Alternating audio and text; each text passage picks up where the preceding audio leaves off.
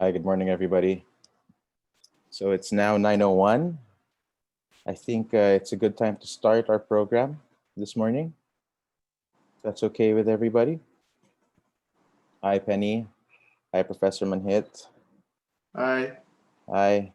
So, right. So good morning, everybody, and welcome to Democracy Goes On, Elections and Electoral Continuity Post-COVID-19. This is a virtual town hall discussion organized by Stratbase ADR Institute, along with its partners, Democracy Watch Philippines and the Ateneo School of Government.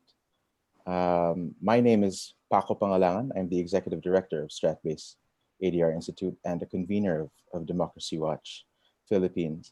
And I'll be serving as your moderator, MC for the day. To officially open our proceedings, may I welcome Professor Lindo Manhit, the president of Stratbase ADR Institute, for his welcoming remarks. Professor Manhit. Thank you, Paco. Good morning. Good morning to our participants. Good morning to our organizers, my young colleagues in the Institute, our partners, and also, of course, to our speakers, foreign speakers. Good evening. Penny, you are in, I think, the East Coast of the United States. But welcome all to this virtual town hall discussion that we call Democracy Goes On, Elections and Electoral Continuity Post-COVID-19. I remember just a few days back after the election of 2019, our last midterm election in the Philippines, I wrote this in the leading business newspaper in the Philippines, where I spoke of the conduct of electoral contests has been a defining element of democratic life. And as a litmus test for democracy, elections bring into the fore the power of the ballot and the sanctity of the vote. And in Philippine electoral history, as I wear my hat, spending 26 years as a political science professor, irregularities during elections and problems during election days have been prevalent. And these have always been that inability or the lack of capacity to protect the sanctity of the vote of the Filipino people. That's why in the ADR Institute, we have focused and partnered with polling institutions to look at trust ratings of election results, especially as we have moved to automated elections. We have seen the credibility of elections go up. And I wanted to share our latest partnership with Pulse Asia, which we did last year, right after the election, where we saw an 84% trust on the conduct of the 2019 election. It was 10% higher than the 2016 presidential election. And as I would like to share some more studies among our partner institute, we also asked about automated voting. I became an advocate of automated voting in the Philippines after the 2004 elections, especially when it nearly took us 2 months to count the vote for a president. And you know what happens when you drag election counting or canvassing, where we saw that a 91% approval of the Filipino people across demographics, across geographic area, a little higher than the 2016 data or results that we gathered with our partner institution, Pulse Asia. And when we quote another partner institution, the Social Weather Station, the Filipino voters identified key areas where they saw voting irregularity. Some, I call it election corruption, especially on vote buying. So it's something that continues to guide our institute when we advocate for election reforms or for ensuring credible elections in our country. And I think the last data from Social Weather Station that I'd like to focus on was a historical data. As I've said, I became an advocate of election reforms after the 2004 elections, we have seen how the evaluation of the general public have moved from 35% to an 80% satisfaction rating. And normally, it was due to the introduction of election automation. And I'm proud of the study, and I think in terms of believability of also, the closer the electorate are to who they're voting for. If you've noticed that 89% with mayors, because they know the actual mayor or the governors. But still, across in 2019, you see at least nearly 9 out of 10 Filipinos believe the results of the election. And that's very critical to ensure the legitimacy of an election process. That's something that is very critical in governance. And I'm proud of a study done by a colleague of mine who's one of our speakers later, and his research partner, Dr. Ateneo and Topin Ruiz. And I'd like to quote a key argument. Contrary to media hype, the data and reports from our Parish Pastoral Council for Responsive Voting, an election watchdog, and the post-election evaluation of our election commission show that the election results were accurate. So an academic study seems to reflect also what has been reflected by opinion surveys from the general public. And this was also verified through random manual audit by independent parallel count and resulting transmission rates. So you see something positive about the credibility of elections in the Philippines that we have not seen before 2010. And us in the ADR Institute continue to advocate this. And then I'd like to share a quote that I used in a book that I edited right before the presidential election, where by the end of the day, our ultimate goal,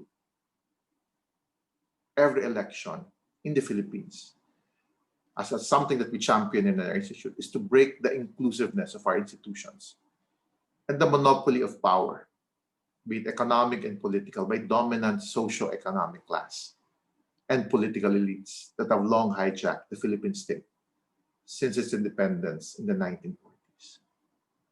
Again, we will face exactly a year from now. That's why we have organized this.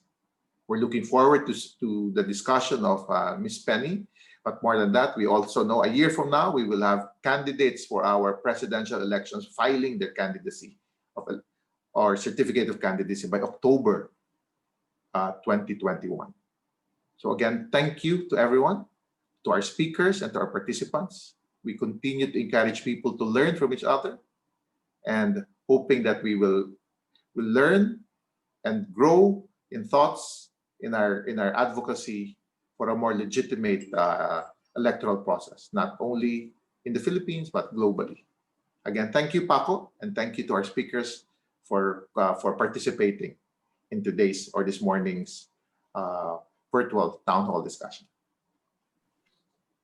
Okay, thank you, Professor Manhit, for your welcoming remarks. We'll now proceed to our first session for this morning's virtual town hall discussion. Session 1 is on global perspectives on fostering an environment for electoral participation. Our first speaker for today, is Ms. Penny Lee, who's joining us from the US. So good evening, Penny. Just so that our viewers know the background of Penny. Penny Lee manages the public affairs practice for Invariant, a government relations firm in the US, and has in-depth experience in political strategy and investing. She's also a regular commentator on the political process, campaigns, and elections for the US News and World Report, and appears regularly as an analyst on CNN, MSNBC, and Fox News. Prior to working for Invariant, she served as a chief strategy officer for 1776, a global incubator for startup companies. She has also served as the executive director for the Democratic Governors Association, as a communications director for the Pennsylvania Governor Edward Rendell, and a senior staffer with the Democratic National Committee. Ladies and gentlemen, may I please introduce you to Ms. Penny Lee. Hi, Penny. Hi, Paco. Well, I just want to say thank you, Paco. Thank you, Professor. Thank you, the ADR, and for also the U.S. State Department. Through their Speakers Bureau, they're able to allow me to speak to you all. And so just wanted to thank everyone that made it possible for today. And it's exciting to learn and to see what is happening not only in the Philippines, but to maybe shed some light into what is happening in the United States as well. As I'm sure all of you are aware of, we are in the middle of, we are in the last weeks or days, I guess, what you would say, of our presidential campaign. Ours last an incredibly long time, some would argue too long. There's a tremendous amount of money. I think this year it's projected there will be over $8 billion spent on these elections this year, or this cycle, which is just a tremendous amount. I wish we had a little truncated or short. Sometimes I wish we would revert back to the British system of 8 weeks or a little bit longer time. But, you know, the thing that makes it so amazing in America is the robustness of the debate and the fervor in which people do, you know, show up. They're very much invested in these elections for such a long and an extended period of time. The things that are different about, you know, in the United States is that it's not only the president that is on the ballot, but the entire United States House of Representatives, a third of the U.S. Senate. There will also be 12 different governors' races this year, numerous hundreds of mayors' races, ballot initiatives, state legislatures, you know, all throughout the ballot. There will be different people on the ballot, or different people on the ballots throughout. Both from a federal level, from a state level, and from a local level. And oftentimes referendums, especially in states like California and other places that voters can vote on and law.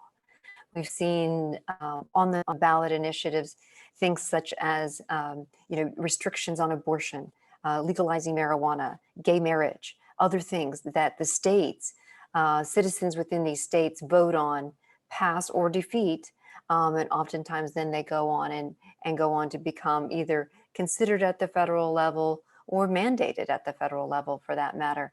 We saw, you know, the issue of gay marriage or same-sex marriages proceed all the way on a dual basis. Not only was it passed originally in California, but then through the court systems, it went all the way to the Supreme Court, and then now is the law of the land. So, you know, it's very interesting, all the different pieces that are at play at any given time.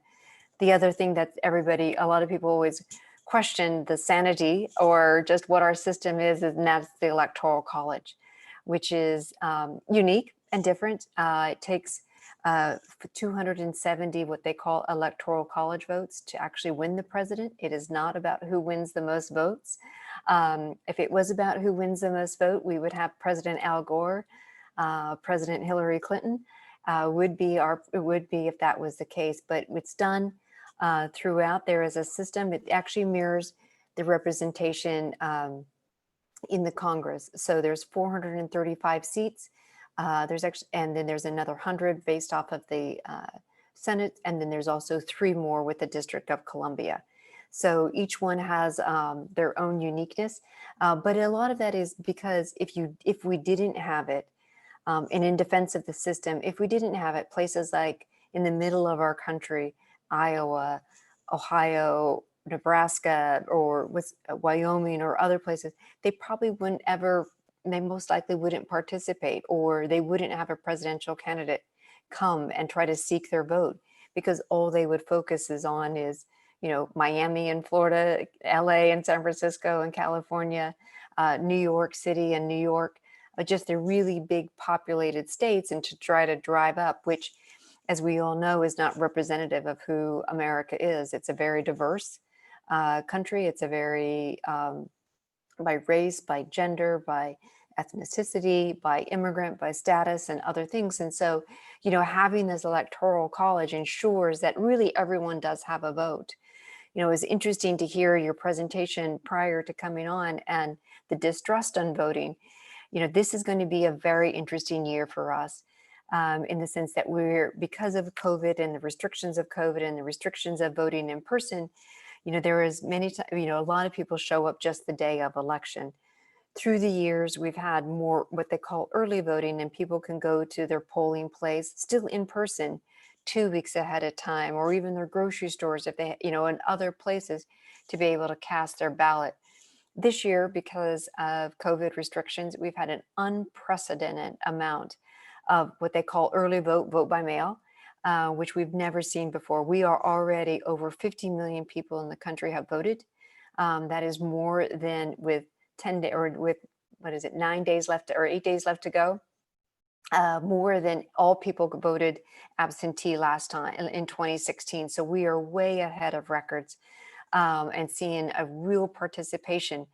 But that does lend itself. There has been accusations of voter fraud, people having multiple ballots, not having someone there to check.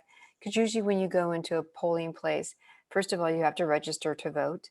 Then you get a voter registration card. Your driver's license or any type of ID usually suffices for your identification. You can go into the polling booth and then they can see if you're registered and vote. So people are questioning whether or not we can still have that same veracity, that same security measures put in place when people are being sent ballots, sometimes multiple ballots because they have a Michael Smith or a Mike Smith sent to the same place. And so ensuring that the states, the one thing that is important is that all 50 states actually govern their own elections. There is not one federal standard. There's not one central place in Washington, D.C. that's going to gather and count or administers all of these ballots. Each state, all 50 states, the District of Columbia, Puerto Rico, and other territories all have their own system. So, it depends on if you're in California, the ballot is sent to you. In Virginia, you might have to request a ballot. Other places, all have different rules. And so it's very difficult sometimes to keep track of it all. But, we have had very, very low incidences of voter fraud, despite what some people might claim or say. The truth is we've had very limited up until, 2020. And now it's up to the states, the governors, the secretaries of states are doing everything they can to make sure and ensure the integrity of the vote. Because as you alluded to in your earlier promise, that's the heart of democracy, to be able to verify that that your vote counts, to verify that there hasn't been fraud committed, that there hasn't been ballot stuffing or tilted in one way or another, but that one person, one vote, it counted, it was fair, and it was secure in its delivery. And so there are some challenging times ahead over the next couple of days. In each state, again, to whether or not we will know the results of the election on November 3rd. Some states require that all votes be counted on that day. States that are in swing states such as North Carolina, Ohio, other Arizona, all votes have to be counted that night. But in a state like California, it just has to be postmarked. They just have had to make sure that your ballot was stamped on November 3rd. So sometimes California votes take upwards to 2 to 3 weeks to actually determine who the actual winner is of these of the vote. So we have not only do we have November 3rd, but we have a critical date in December, and that's when the Electoral College, people that are actually voting for on behalf of the Electoral College, will gather and meet. And then the vote actually isn't certified until January. So it's a 3-step process, but hopefully we will have hopefully I think the whole country is hoping that we will know essentially who is the winner on November 3rd. It's been a long election cycle and a long election season. And I think everybody is anxious to know just what the outcome is, whether whoever you might support or whatever. I think everybody is really anxious to know what the outcome is going to be.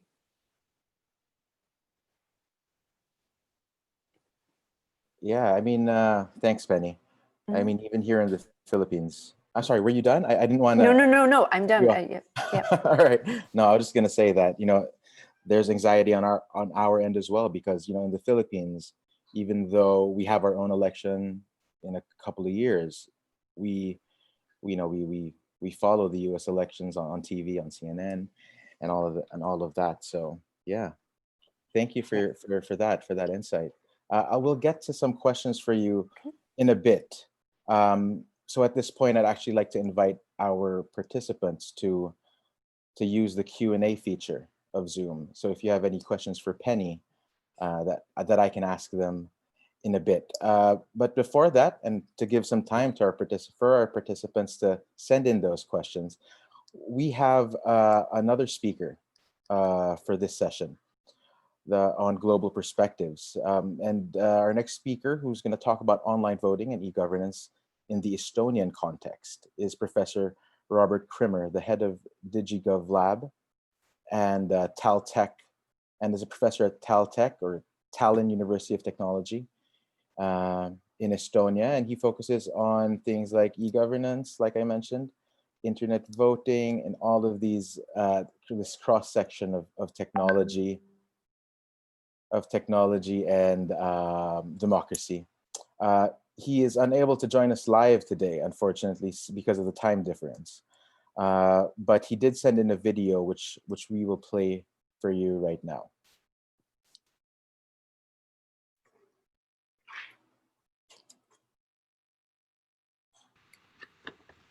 Welcome, participants of the On With Democracy conference in the Philippines.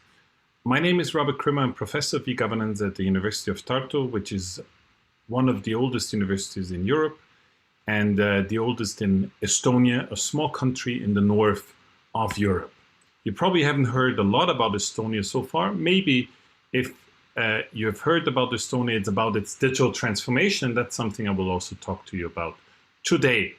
So in order to locate Estonia on the map, one of the easier things is to think about where Santa is home, so somewhere up here in northern Finland, and go 1,000 kilometers south and you end up in Estonia, which borders to Russia and to the other two Baltic states, Latvia and Lithuania, Poland, Germany. So it's really in the heart of Europe. Estonia has about 1.3 million inhabitants, is about the size of the Netherlands or Switzerland. And it is actually a young country. It has only become independent in the year 1991. No, sorry for this. It actually is very beautiful to live here. And it is having a lot of sun in the summer. The sun nearly doesn't set. And in the winter, it is actually quite cozy, so we can all go to the sauna and enjoy our life together. So that allows for a lot of interaction, but also, of course, makes it easier to do things online, because outside it might be very cold, like -20, -25 degrees Celsius. So you can imagine how warming up in the sauna is really beneficial. So Estonia has set very early on a lot of priority to its development of the information society. So 100% of schools and government organizations are ICT equipped and connected to the internet since the year 1997. So almost 25 years of experience in being online for its country. The whole country is covered with broadband. Broadband is really a reality for 3 out of 4 homes. 3 out of 4 homes. I myself have half a gigabit of internet synchronous fiber at home for about $55 US, 50 euros. All of the bank transfers in Estonia are electronically. That means that they appear within seconds on the other bank account. Yeah, it doesn't sound so spectacular, but it has been that way all the time. So basically, a bank transfer that takes a day or more days, I mean, it's completely unheard of in Estonia. 95% of income tax declarations, meaning that's the tax return that all the residents of Estonia have to do every year, are done electronically. Why do they do that? Because when you do it online, you get your money 2 weeks later and not half a year later when you do it on paper. So it's even that far that people race for who is going to be the first that gets the money back, because 25% of the people that have to do their taxes, they do it within the first 24 hours. So that was a new record last year and really incredible. And the other key point that I want to give you on the road is really every second person voted online in the last European Parliament elections here in Estonia. And I will show you that this was not always the case, but it is a gradual growth that has reached now this really very high number. And that was pre-COVID.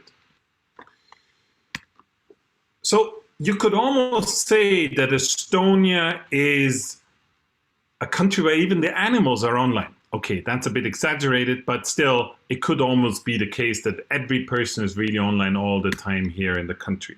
It even goes so far that Estonia is embracing this digital transformation narrative in a way that the Prime Minister went online and showed how he's voting on the internet.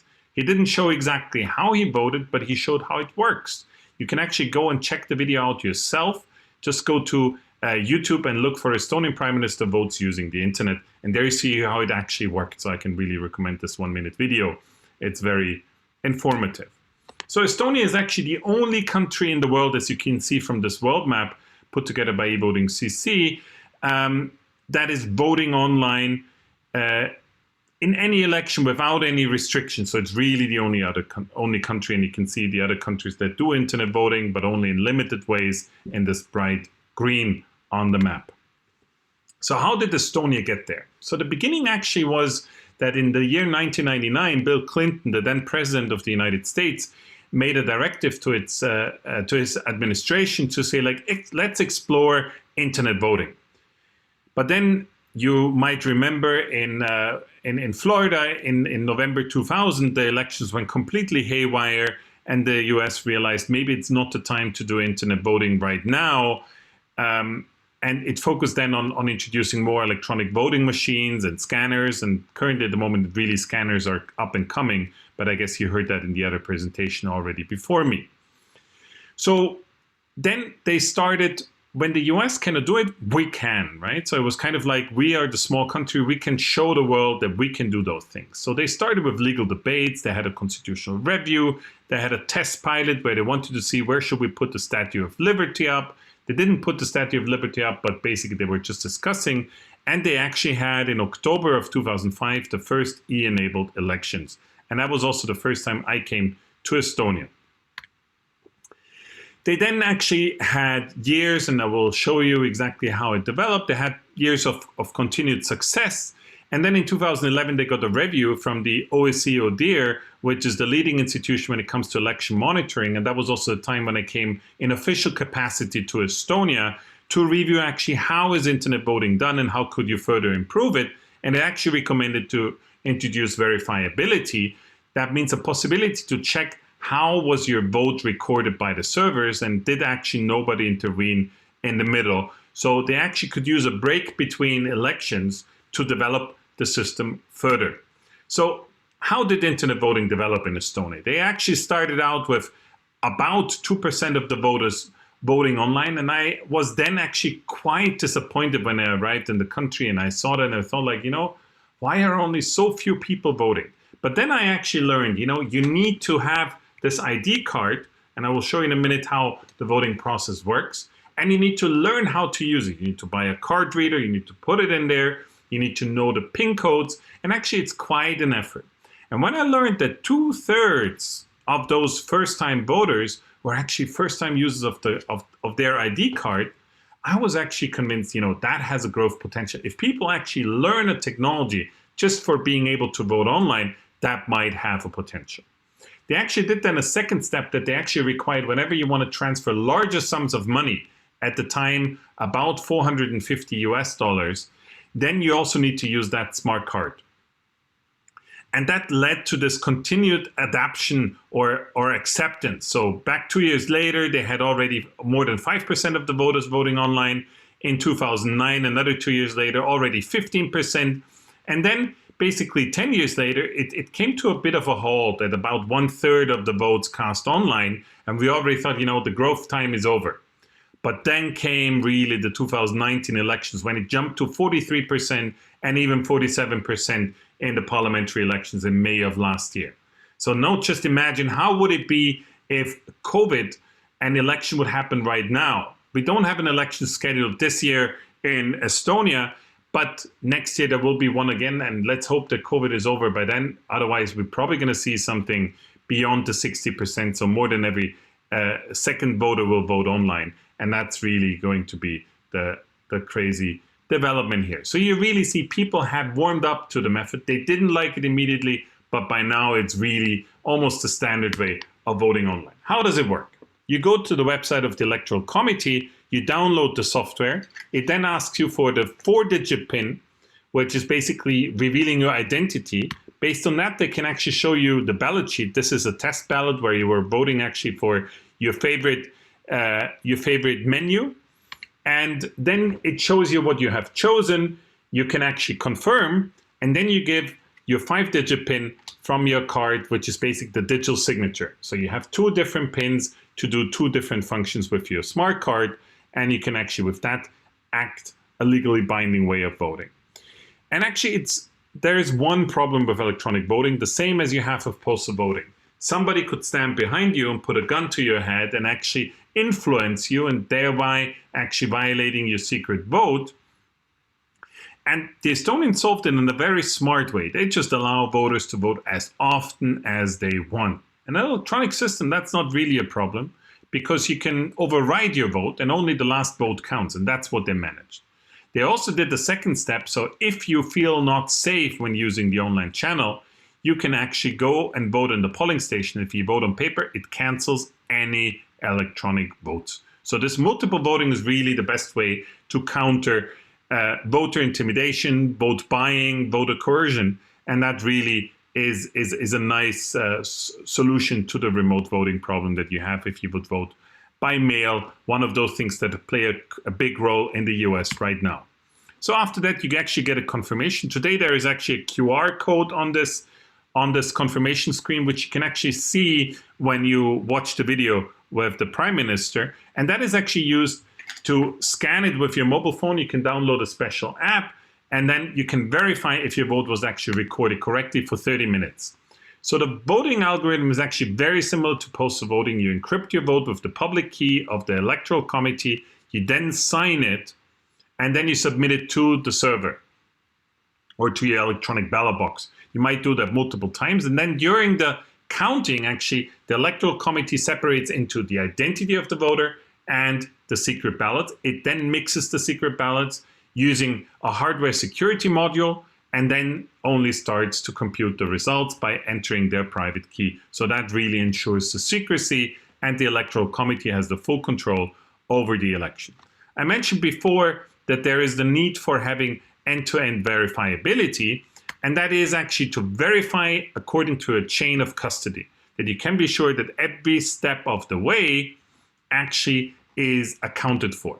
So you first want to make sure that your vote has been cast as you intended. So nothing influences what comes from your brain to your computer, like a Trojan horse that would manipulate your entry into the computer. The second one is you don't want to have anyone interfering between your computer and the server. So it needs to be recorded as cast.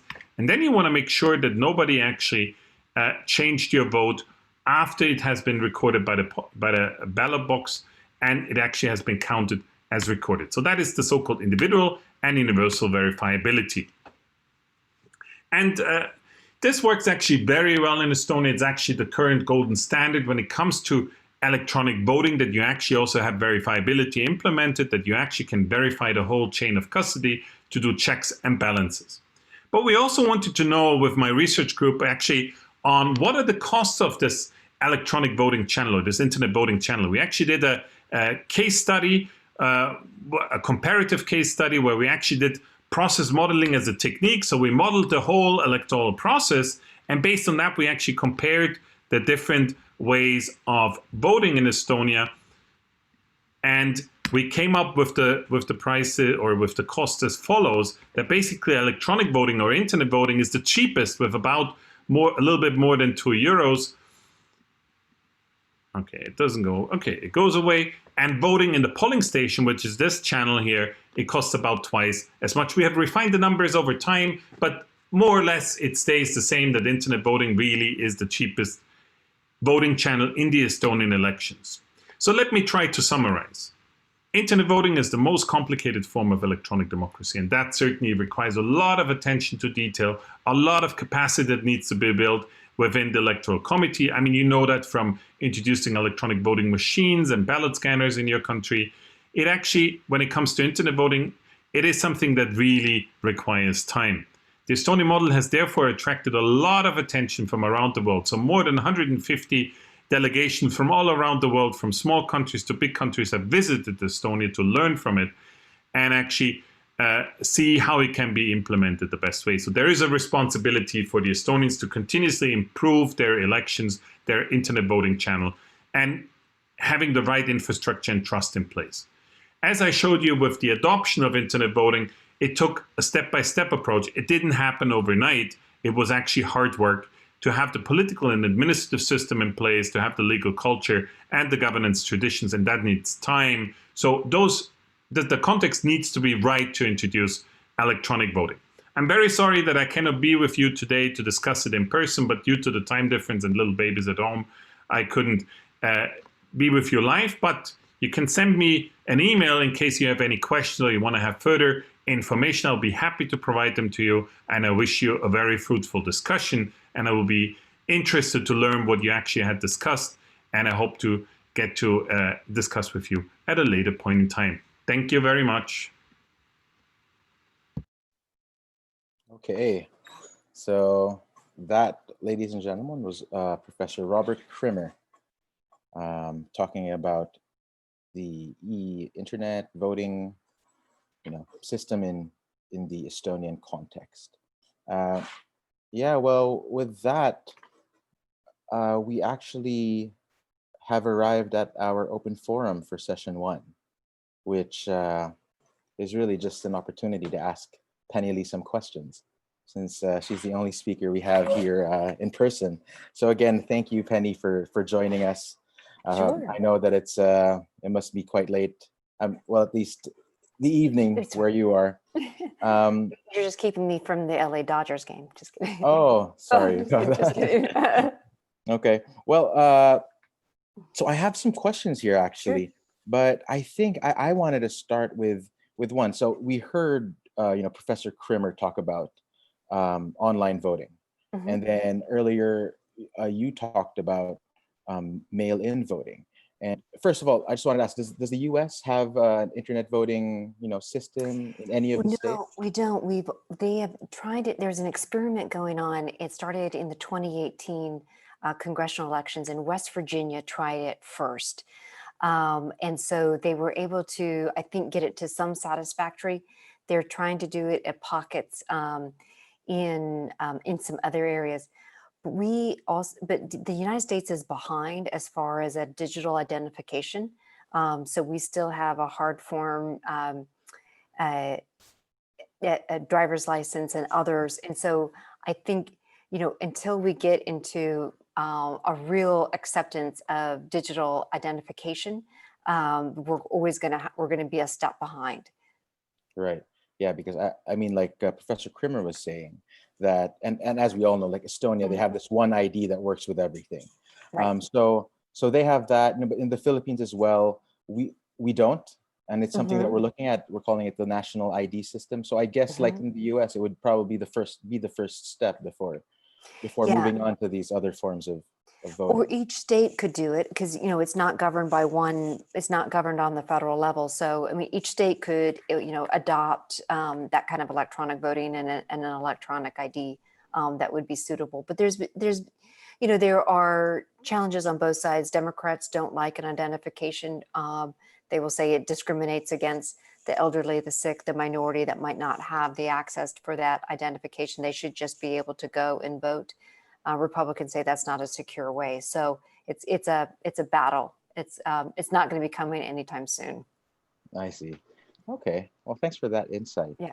But yeah, going back though, so like I was actually, one thing that popped out from both your talks was that both offer this alternative way of voting for Americans or Estonians to be able to participate in an election. So you have mail-in voting, you have early voting, while they have digital online voting.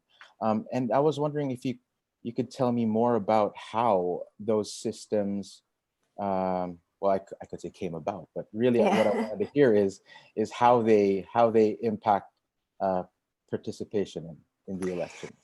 Yeah, it used to be we were one day, a Tuesday, the first Tuesday of November was election day. And that was the day for the general election. We obviously have we're in a bifurcated, so we have the primaries and you have to choose who your winner is going to be that goes on to do the general.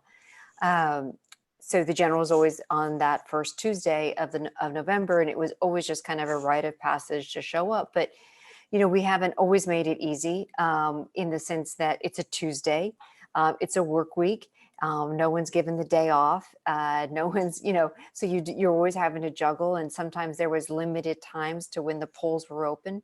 Obviously, during the 50s and 60s, African Americans did not have the right to vote. Women did not have the right to vote.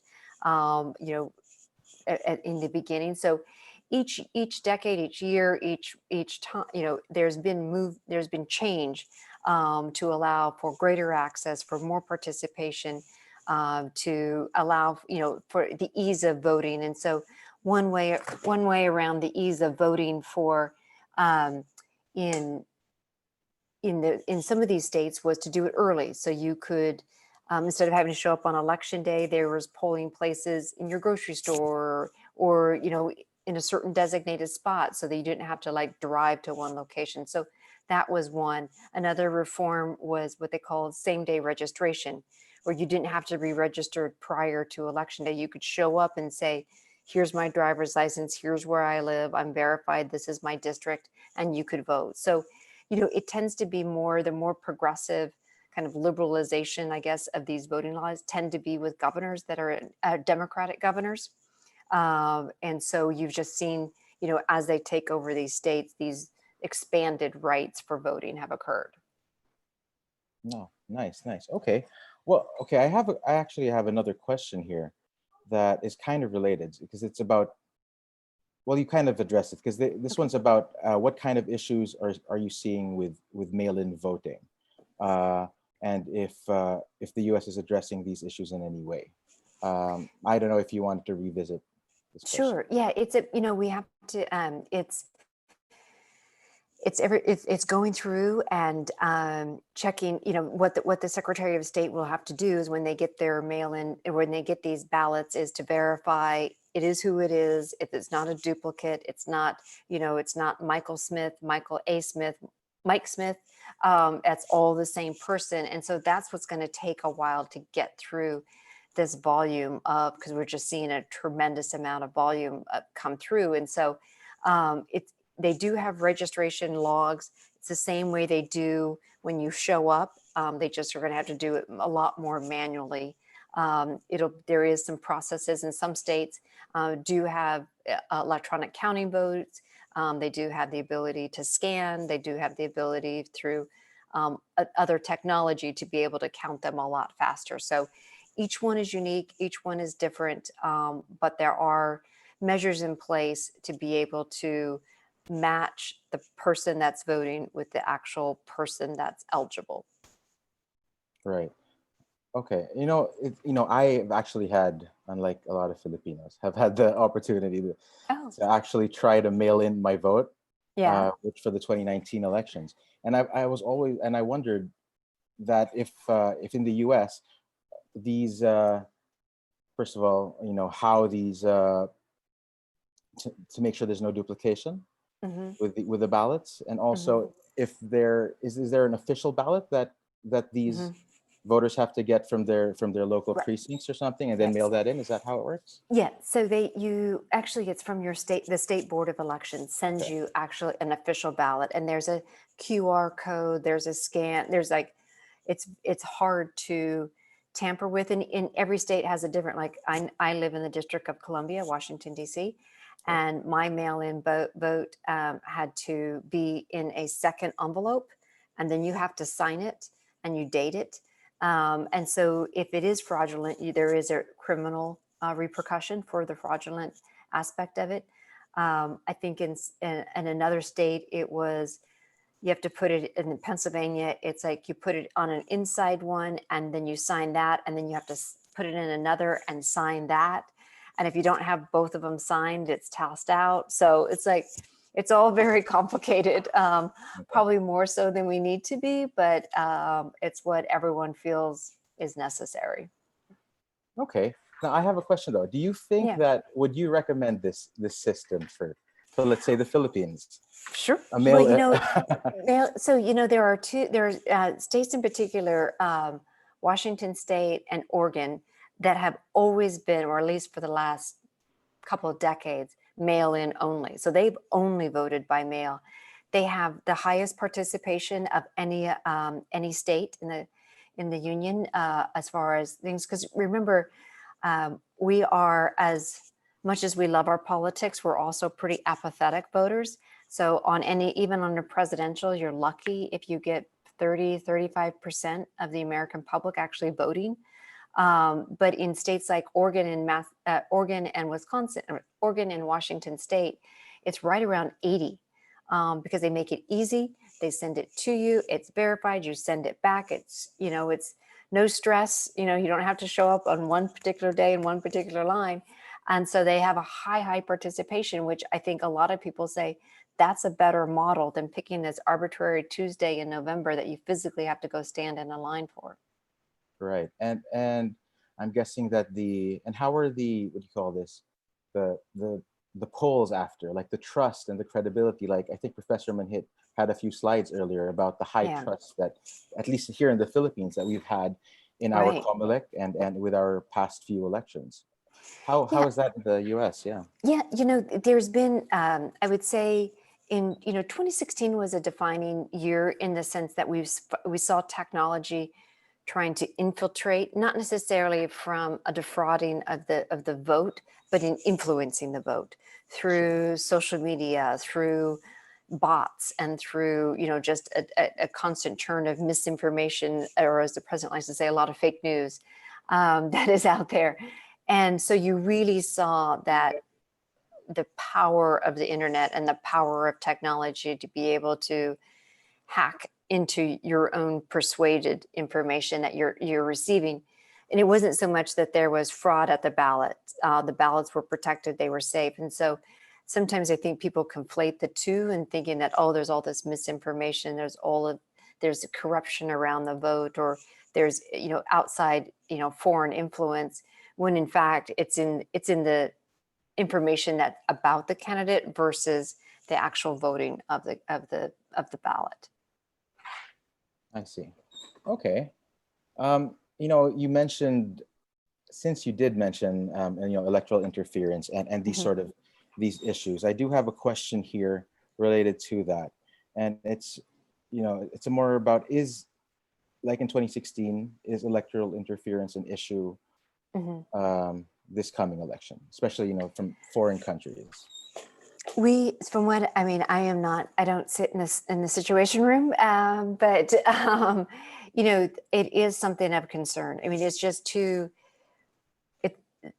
the information flow is too prevalent, and it's just whether or not it's the algorithm that is in your Facebook account or in your TikTok or Twitter feed or whatever, just that algorithm and what you see, what you are seeing on a continual basis, what it is, how that information can be changed, manipulated, stored, changed, or designed just for you and said in certain ways. So there is a lot of misinformation that is out there. There's a lot of misinformation that comes, I know, from my own feed, and I'm like, oh, that's a bot, and I can kind of move through it. But a lot of people, whether it be doctored photos that are sent out or misinformation that all of a sudden catches fire, that, people have to go back and say, no, that wasn't Joe Biden's home that he's currently living in. It was 25 years ago. And so that's part of just a vast country trying to manage or trying to deal with so much, a free information and a free press society, which is what I strongly believe in.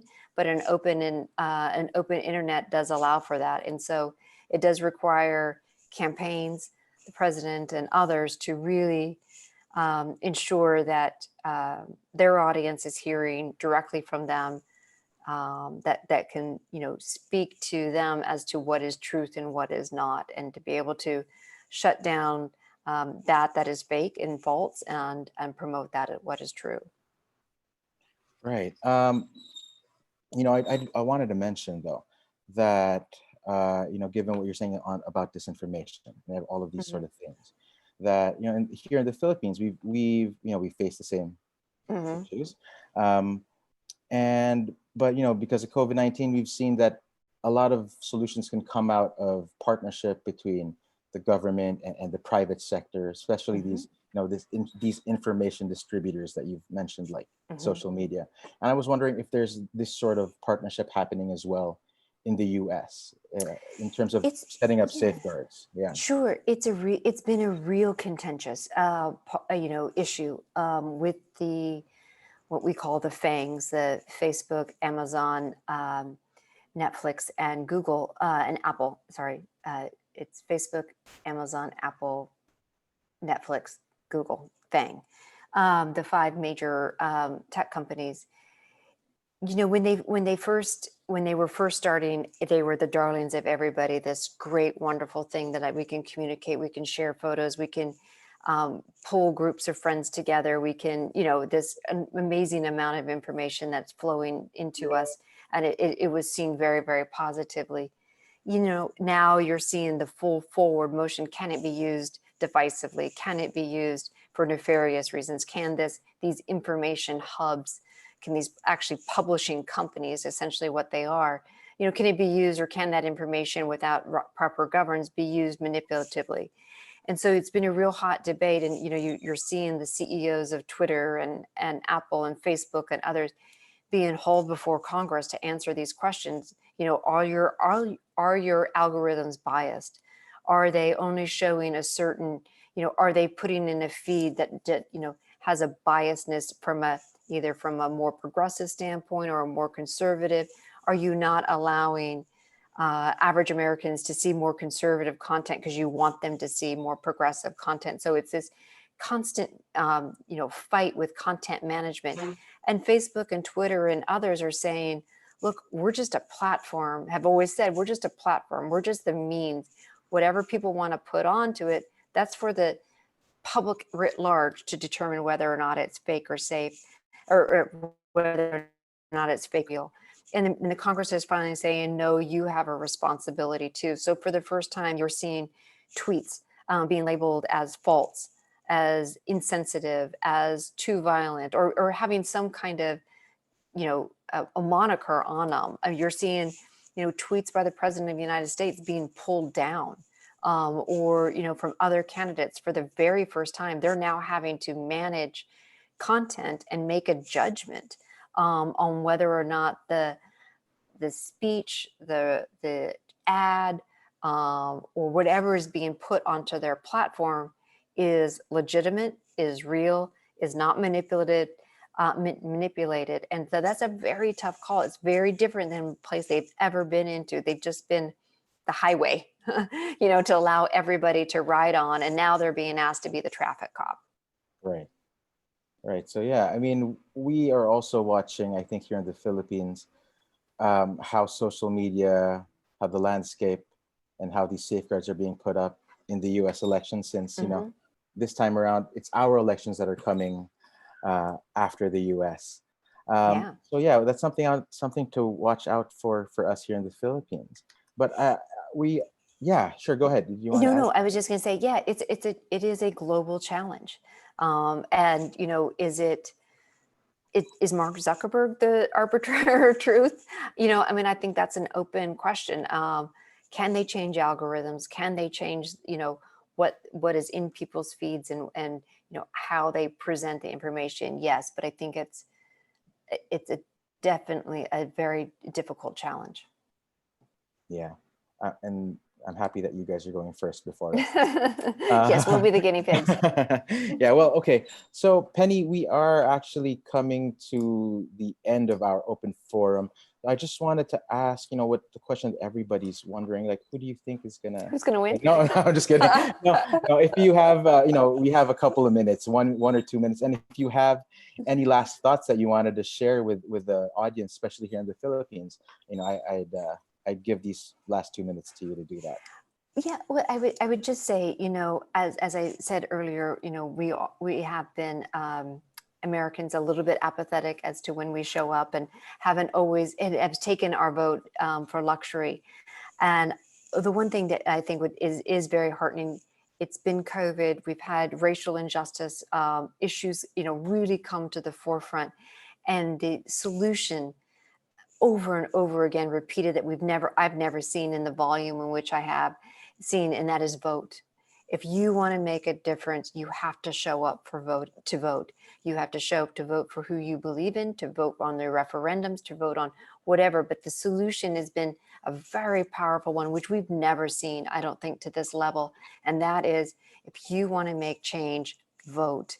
And I think that's so enduring for someone who's lived and been in this process and slaved to try to get that one person to show up to vote, to now have it be a national cry on both sides to say, our forefathers fought for this, wanted to make sure we had equal representation wherever we were throughout, federal, state, local, but it's up to you.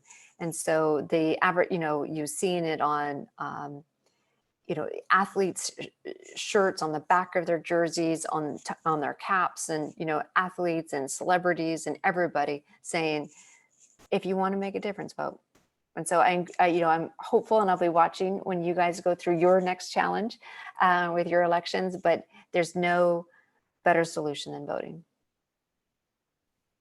Great. Thanks, Penny. That's a great note to close session 1 on. Thank you for joining us. Thank you for having Paco. It was lovely. And thank you so much. Have a great rest of the day. Yeah, thank you. Thank you. Okay. We'll let you fade away, and you don't have to join us for the rest of the session if I know it's getting quite late over there. Well, thank you so much. All right. Thank you. Bye. Bye. Bye-bye. Okay, so ladies and gentlemen, that was Penny Lee. Thank you so much. She joined us from, like I said, in DC to talk about some perspectives, to share with us some perspectives from the U.S. Electoral context. We also had a video on online voting and e-governance from the Estonian context from Professor Robert Krimmer, who's a professor of e-governance and e-voting in Estonia. So we thank our speakers, and with that, we now move on to session number 2, which is electoral participation in a pandemic. We are joined today by a lineup of, we have election officials, we have advocates and academics here as well to share their perspectives on the different aspects of the elections. And with this session, we hope to also get some, we discussed a lot of ideas about participation in session 1. Now we hope to, give some Philippine context to this discussion with this next session. So with that, I would like to introduce our first speaker for session 2. He's the Director for Education Information Department and spokesperson of the Commission on Elections. Ladies and gentlemen, we have Director James Jimenez from the COMELEC to talk about the Philippine elections in a pandemic. Sir? Yeah, thank you very much, Paco. Good morning. And good morning, everyone. Do I speak now? Yes, Paul, please, floor is yours. Can I share a screen? All right. Okay.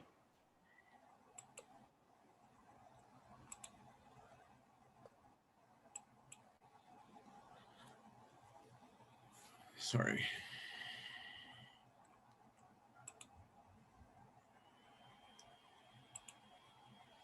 So thank you very much for inviting me. And this is a great opportunity to talk about what I like to call the first Philippine elections of the pandemic, because it is in many ways. In many ways, everything that we used to take for granted about the elections will have to be reconsidered and revisualized, if you will, because it is a very different time. So the first thing about the Philippine elections in the pandemic is that it will look very, very different. But first, let's look at the numbers. In 2019, we had 61,843,771 voters, with a voter turnout of about 75.90%, or roughly 46 to 47 million voters actually voting. So that was a huge turnout. And I was listening to Penny earlier, and yeah, that's something that very remarkable, considering that in the U.S. they have a turnout roughly in the neighborhood of 30%, even for the big elections. Well, in the Philippines, our turnout is always roughly around 75%. This spikes, of course, during presidential elections. So uh, these are the numbers that we're used to. In 2019, we had 86,769 polling places. So that's a lot of areas. For 2022, we have about 4 million potential new registrants. These are the people who just recently turned 18 and might or might not register to vote. But then we also have about roughly 1 million to 1.5 million potential reactivations. And the reason for this is that after every elections, we do a round of deactivations of people who failed to vote twice.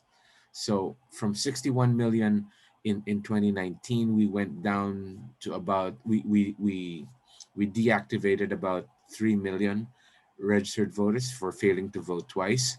So that brought us down to around 59 million in terms of registered voters. But with these new numbers coming in, again, 4 million potential new registrants and expected 1 million reactivations, we project that we will have anywhere from 62 to 63 million voters in 2022.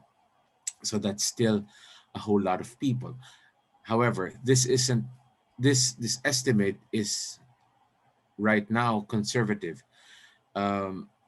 Actually, it used to be conservative, but with the pandemic, this is looking more and more like a radical projection, and we might not even get to 61 million with the way things are going. Let's put all of that into context. As of last night, we have more than 7,000 dead from COVID, more than 372,000 cases, and quickly rising. Metro Manila alone has 182,000. And fun fact, of the five areas listed here, the top 5 areas in terms of the number of cases of COVID, that's also top 3 of places where you've had really bad unemployment. Metro Manila, Calabarzon, and Central Luzon. So this is the kind of situation that we're entering into, that the elections are going to be held in. And we expect that this will continue, that these conditions will persist until 2022.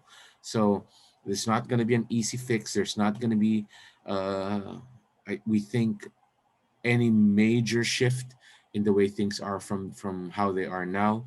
And so that's what all of our planning is focused on.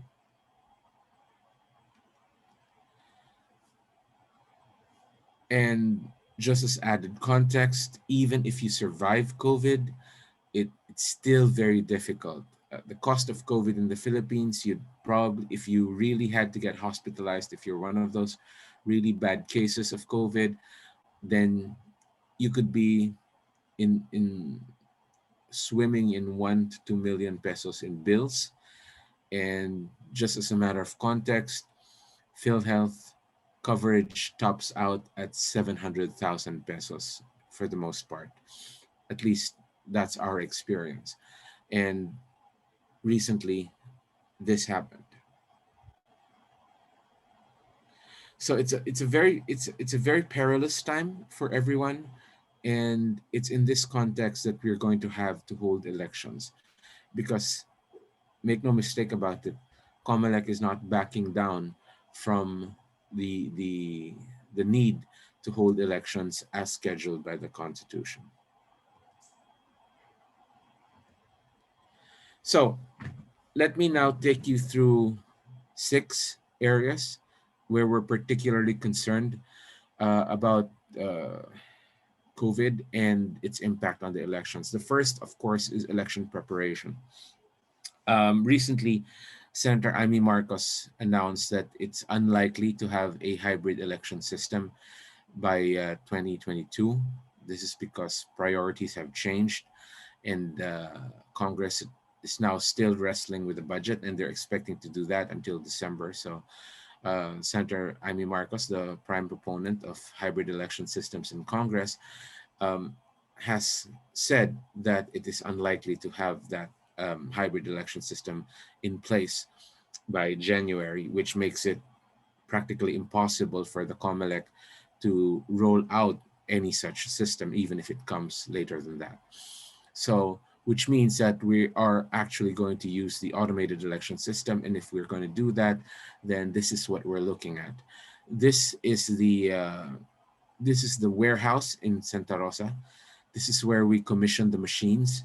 All of those people that you see there, individual workstations, these are the stations that configure the machines. So this is the kind of operation that we've got going. And as you can see, this was taken pre-COVID. And as you can see, while it is wide open, if you're looking at it from with the COVID lens in place, you'll see that it's got things going for it. It's wide open. It looks well ventilated, but still you're looking at a volume of people in an enclosed space. So this is something that has to be retrofitted to be COVID safe. So election prep is one of the things that we're very concerned about, and that we're looking to retool essentially to make it COVID safe. The other thing that, okay, just as a bit of a warning, you're going to see pictures of politicians on here, and that's because these pictures were taken from pictures that were released in 2019. So inevitably there will be politicians on here. Just because they're here doesn't mean we're endorsing them or anything. It's just I didn't want to go through the trouble of blurring every politician's face. So having said that, the COC filing is another flashpoint for us. COC filings, as you can see, are often family affairs, family to barangay affairs. In fact, in 2019, we had a bit of a problem when some senators actually came and the COMELEC offices were inundated by people, by supporters. Of course, at the time, we didn't know better, so they weren't wearing masks, and it wasn't a big thing then. But if that sort of thing happens now, then this becomes potentially fatal. So COC filing has to be retooled and reimagined in very significant ways. Obviously, campaigning is going to be a potential super spreader. The way we do campaigning here in the Philippines always involves huge crowds, huge motorcades, huge pictures of people standing shoulder to shoulder, breathing in each other's faces, to say the least. As we get closer to election day, one of the big things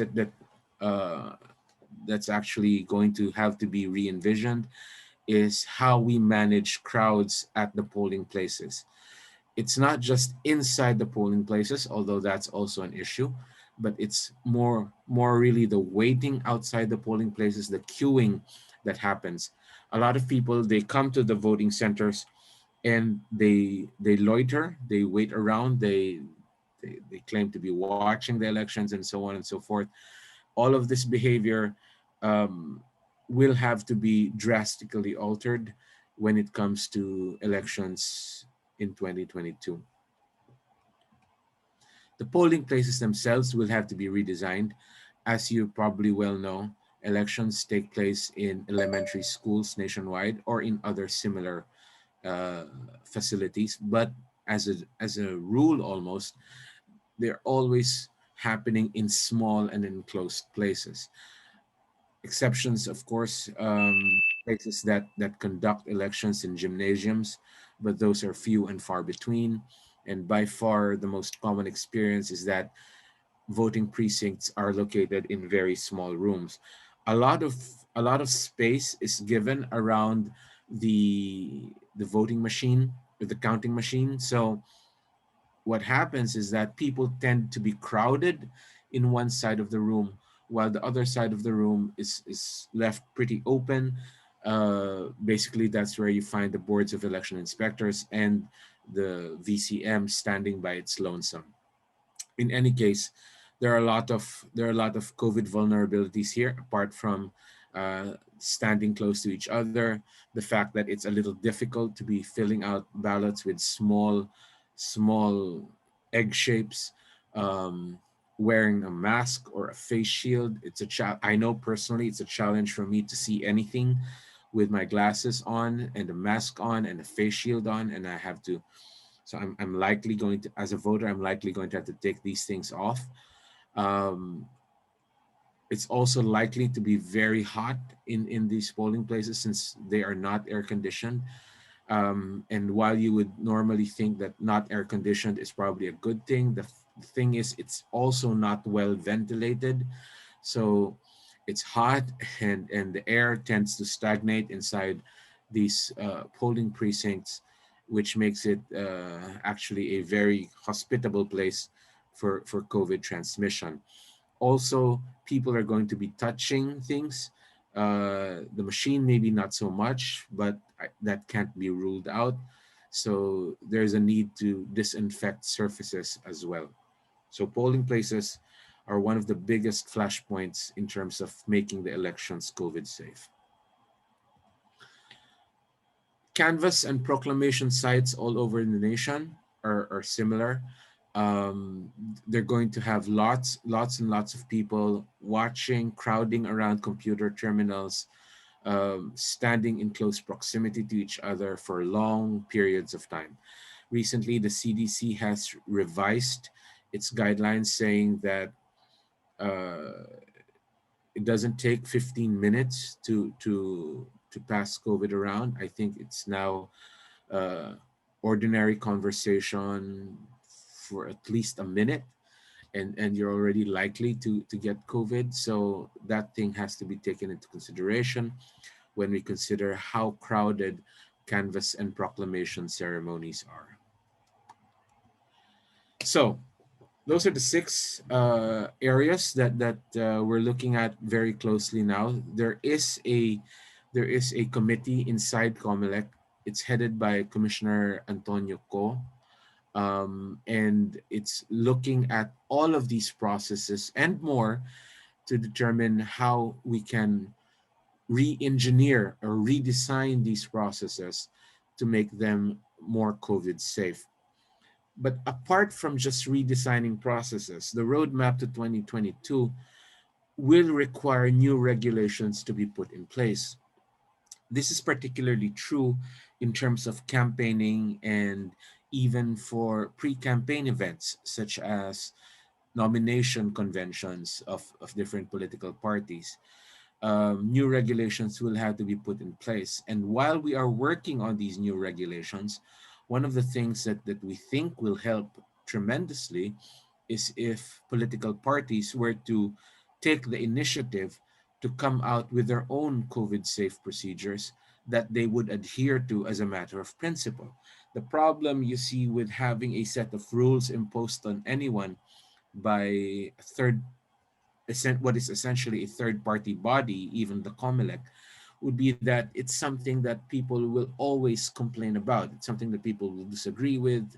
They'll question whether or not it's important to do it that way. I mean, just look at the popular reaction to face masks and face shields. And the first time those measures were recommended by the IATF, there's significant pushback. We think that if if if COMELEC were to come out with a set of rules, then there would be a period of time where people would have to be poking holes in those rules, trying to find uh, exceptions, trying to find ways to get around them. And we think that would be an incredible waste of time when we could be buckling down to more important matters instead. So just to forestall that possibility and that likelihood, we hope that all the major political players, all the major political parties, the candidates, their campaigns, they adopt their own set of COVID safe procedures that they will adhere to, such that it'll be, in terms of the bigger picture, it'll just be a matter of coordinating everyone's efforts. The third most important point on the roadmap to 2022 is that there are legislative solutions pending, and that's where we probably need most help in getting things moving. There are bills pending to expand the scope of voting by mail. There are bills in place to expand the scope of absentee voting. But in both those cases, the proposals have been limited to very specific voting publics. Senior citizens, for instance, persons with disability. So these legislative solutions, while they are great and they will serve to decongest the polling places on election day, they still really impact a very small percentage of the voting public. And ultimately, we expect that administrative solutions will have to come into play. And this is where we're looking at the possibility of uh, modifying voting hours, either extending voting days, which has received significant pushback since we first mentioned the idea, or extending voting hours to cover more of the 24-hour period of May 9, 2022. Either way, both approaches are still being studied by the Commission in terms of legal feasibility and ultimately doability. Obviously, with all of this, we have to have a whole of nation approach. This is not just something that the COMELEC can be held responsible for. It's not something that the COMELEC can do alone, nor can the political parties do it on by themselves. This will have to be an approach that will call into the fray all other government agencies and all other sectors. For instance, one of the legislative solutions is vote by mail, postal voting. Postal voting, a lot of people are asking the COMELEC, is COMELEC ready for that? I think the better question is the postal system ready for that? Just to bring it into perspective, COMELEC doesn't handle mail. So if there is a postal voting bill that becomes a law, then there will be a need to make sure that postal solutions are online, are available and ready to go before that solution even has a dream of working. We're also working on, in terms of administrative solutions, we're working on the possibility of taking a lot of these processes online. Filing of COCs, for instance, I think that's well on its way to becoming an online procedure. But then again, there are a lot of other things to consider. One of the hottest issues right now is online registration, and as we've said repeatedly, online registration at this moment is physically impossible because you still have to get your biometrics taken. There seems to be no way around that, except for very small and very well-defined segments of the public, specifically those with passports. There is, in fact, and I'm sure you're aware of this, there is in fact an initiative of the COMELEC to speak with DFA for the possibility of sharing their database with us. DFA maintains an extensive biometric database, and it is possible, technically speaking anyway, to share that database with us to enable certain people to register without the need for physical biometric staking. So this is what I mean when I say it's a whole of nation approach. It's not just the COMELEC coming up with solutions. It will have to be every one of us. And on top of all of that, of course, you overlay the basics. And the basics being social distancing, reworking the procedures that we have to make sure that uh, our spaces, the Comelec offices, are safe for people. So we do have these instructions that we tell people. We tell them to download the forms if necessary. If possible, we tell them to set appointments if possible, so as to ensure that our registration centers look like this: socially distanced, crowds are managed, and everyone is fairly safe. Of course, the question now is, can we scale that up to an electoral exercise? And as far as the basics go, of course, face mask, face shield, these are very critical, and we expect that this policy will continue all the way to election day. But as I said earlier, it's really a question of making sure that we scale these processes up uh, to the level that they can handle a nationwide elections. Um, one small, one bright spark though is that in the last 9 weeks of voter registration, with these measures in place, we have not had a single report of COVID transmission in any of our COMELEC offices, or any COVID transmission arising from registration-related activities. So at least that's a very low-lying fruit, but we're taking it and we're happy for it, and we hope that we can improve on it, so and essentially maintain it until election day. So that's all I have, and I don't know if we're gonna do questions and answers now, but I'm Thank open you. for it. Thank you very much. Thank you, Director Jimenez. We will save the questions for after the Awesome. other speakers have spoken.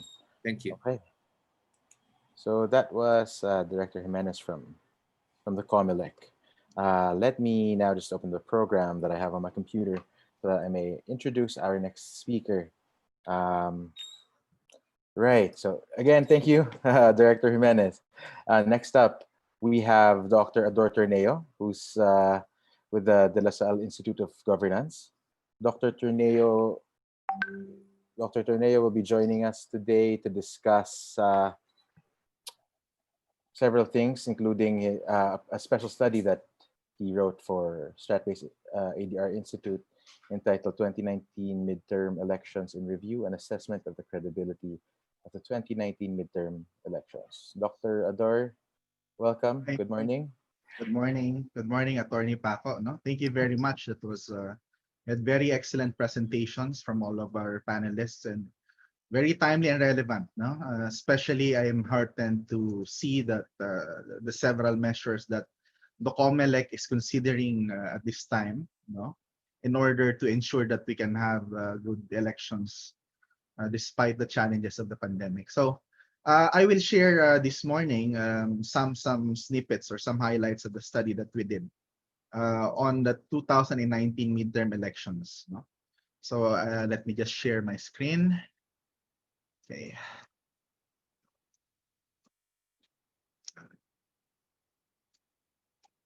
Just a moment.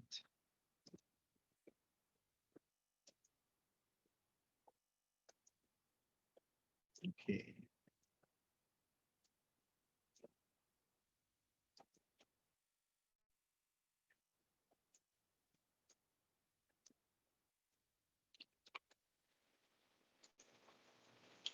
Okay, so just a little bit about this study. This study was based on midterm elections assessment that I conducted with Ms. Topin Ruiz, also of De La Salle University, for Stratbase ADRi. The study was conducted last year, a few months after the 2019 election. So I'm going to present some of the highlights of the study, and then later on we can explore some of the possible explanation for the 2022 national elections.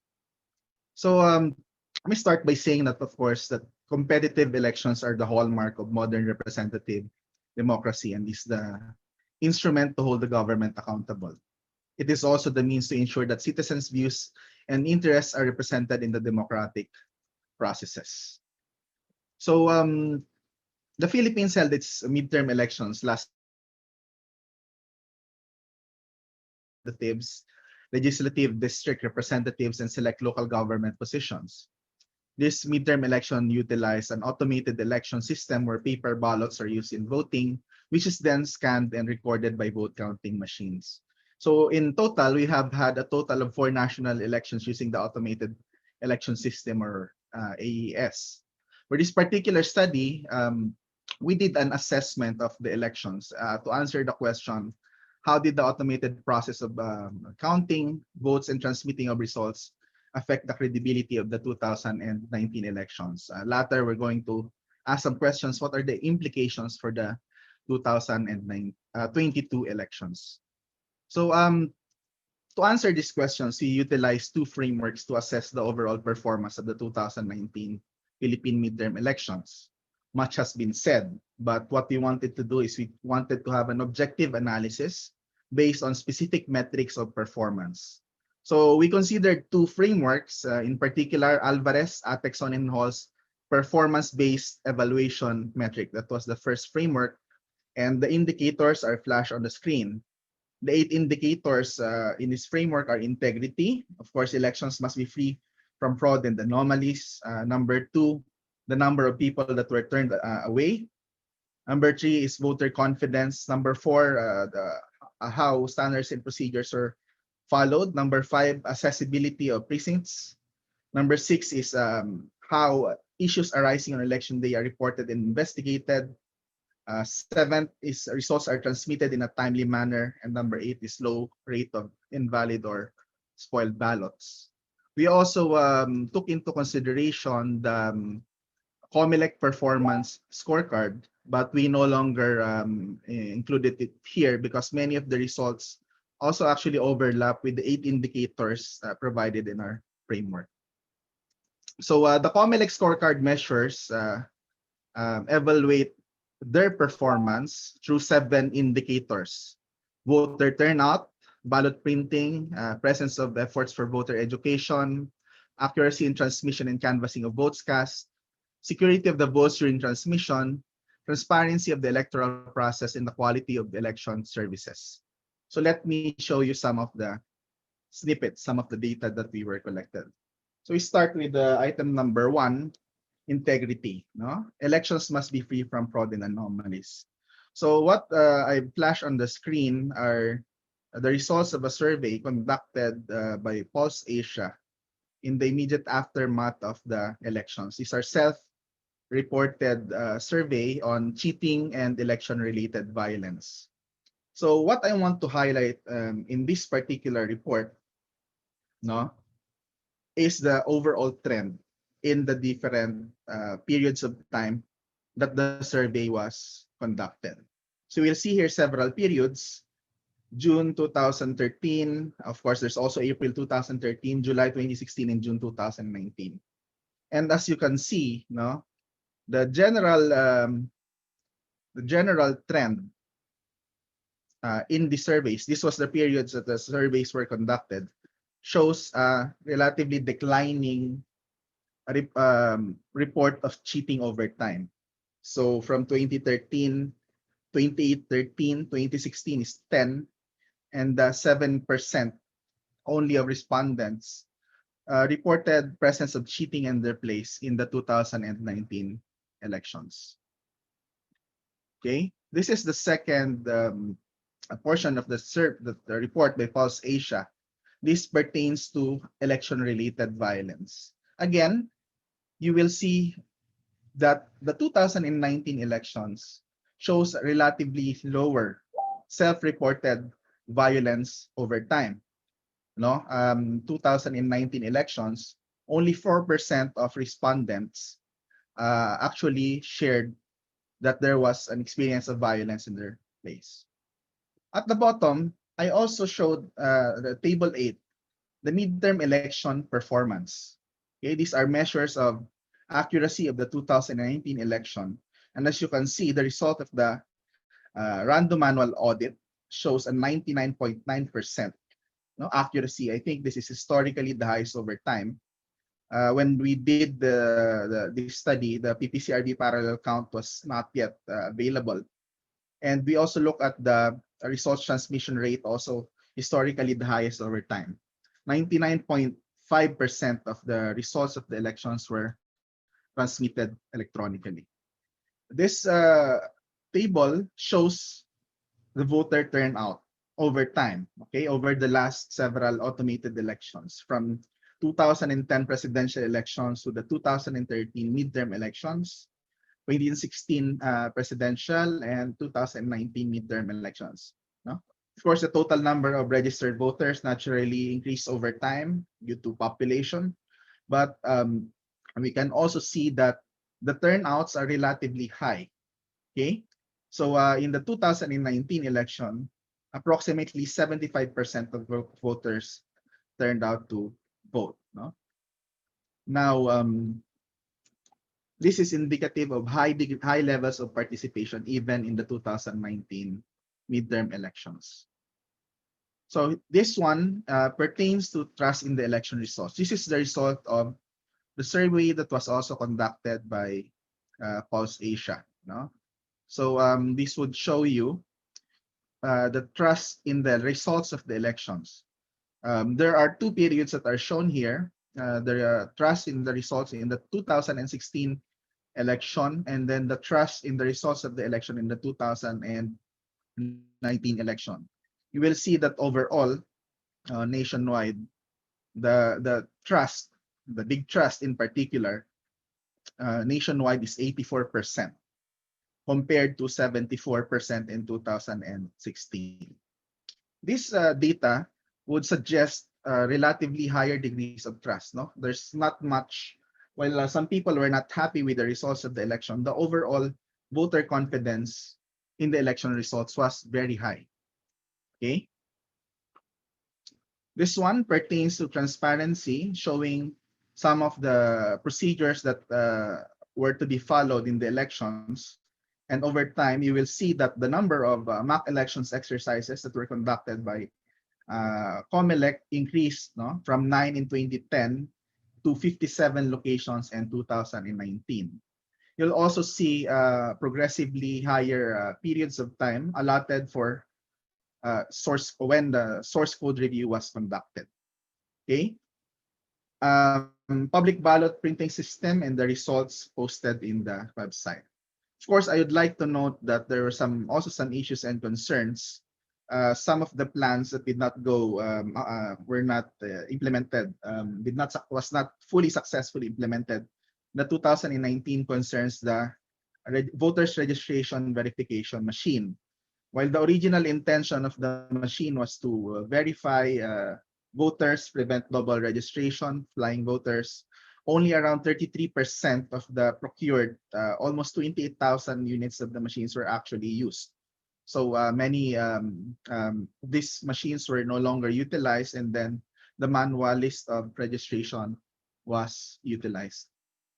So in here, in terms of accessibility, there are some limited data, but in terms of available information, mall registration and satellite registration in malls in schools, no, were held in both 2016 and 2019. And you might also want to look at election-related violence. At the time that the survey, this study was conducted, you will see progressively smaller number of reported election-related violence over time.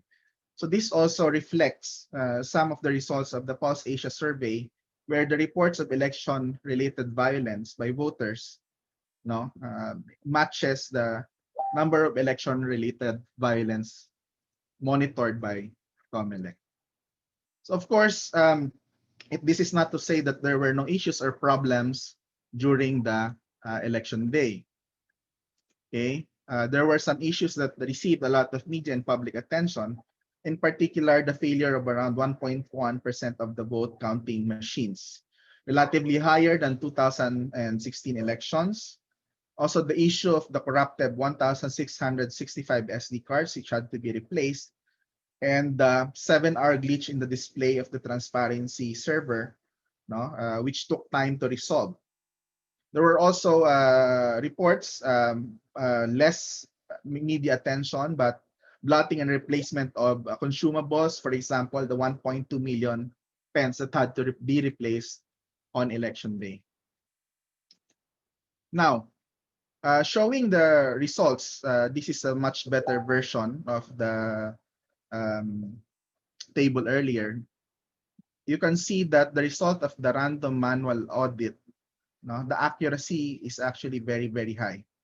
The RMA for the 2019 election is 99.99%, and the transmission result is 99.55%. No, this is even as the number of precincts that were subjected to random manual audit was increased. No, from 235 in 2010 and 2013, and then 715 in the 2016 and 2019. The other thing is that 92% of all precincts had already, the result of all 92% of all precincts had already been received and released to accredited groups within 10 hours after the elections ended, after the closing of the precincts. This is again a historical high. So let me share with you some of the conclusions of our study. No?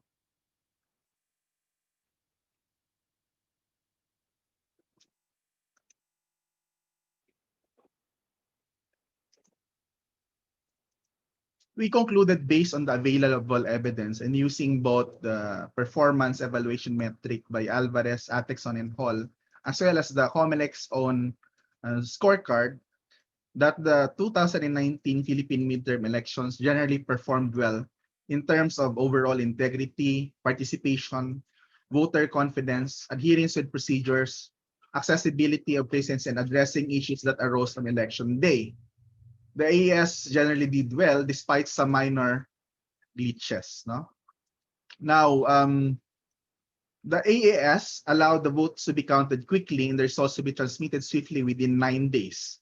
And the winners of senatorial positions were proclaimed based on national election data. No? The results were validated by the random manual audit results. And post-election surveys suggest that the vast majority of Filipinos were satisfied and find the 2019 automated elections credible. No?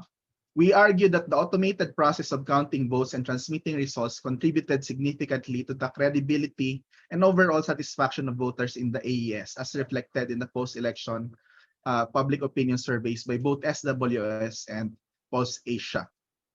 So, of course, we acknowledge that while the elections and the automated election system generally performed well, it was not problem-free. Several issues and problems cropped up during election day and afterwards.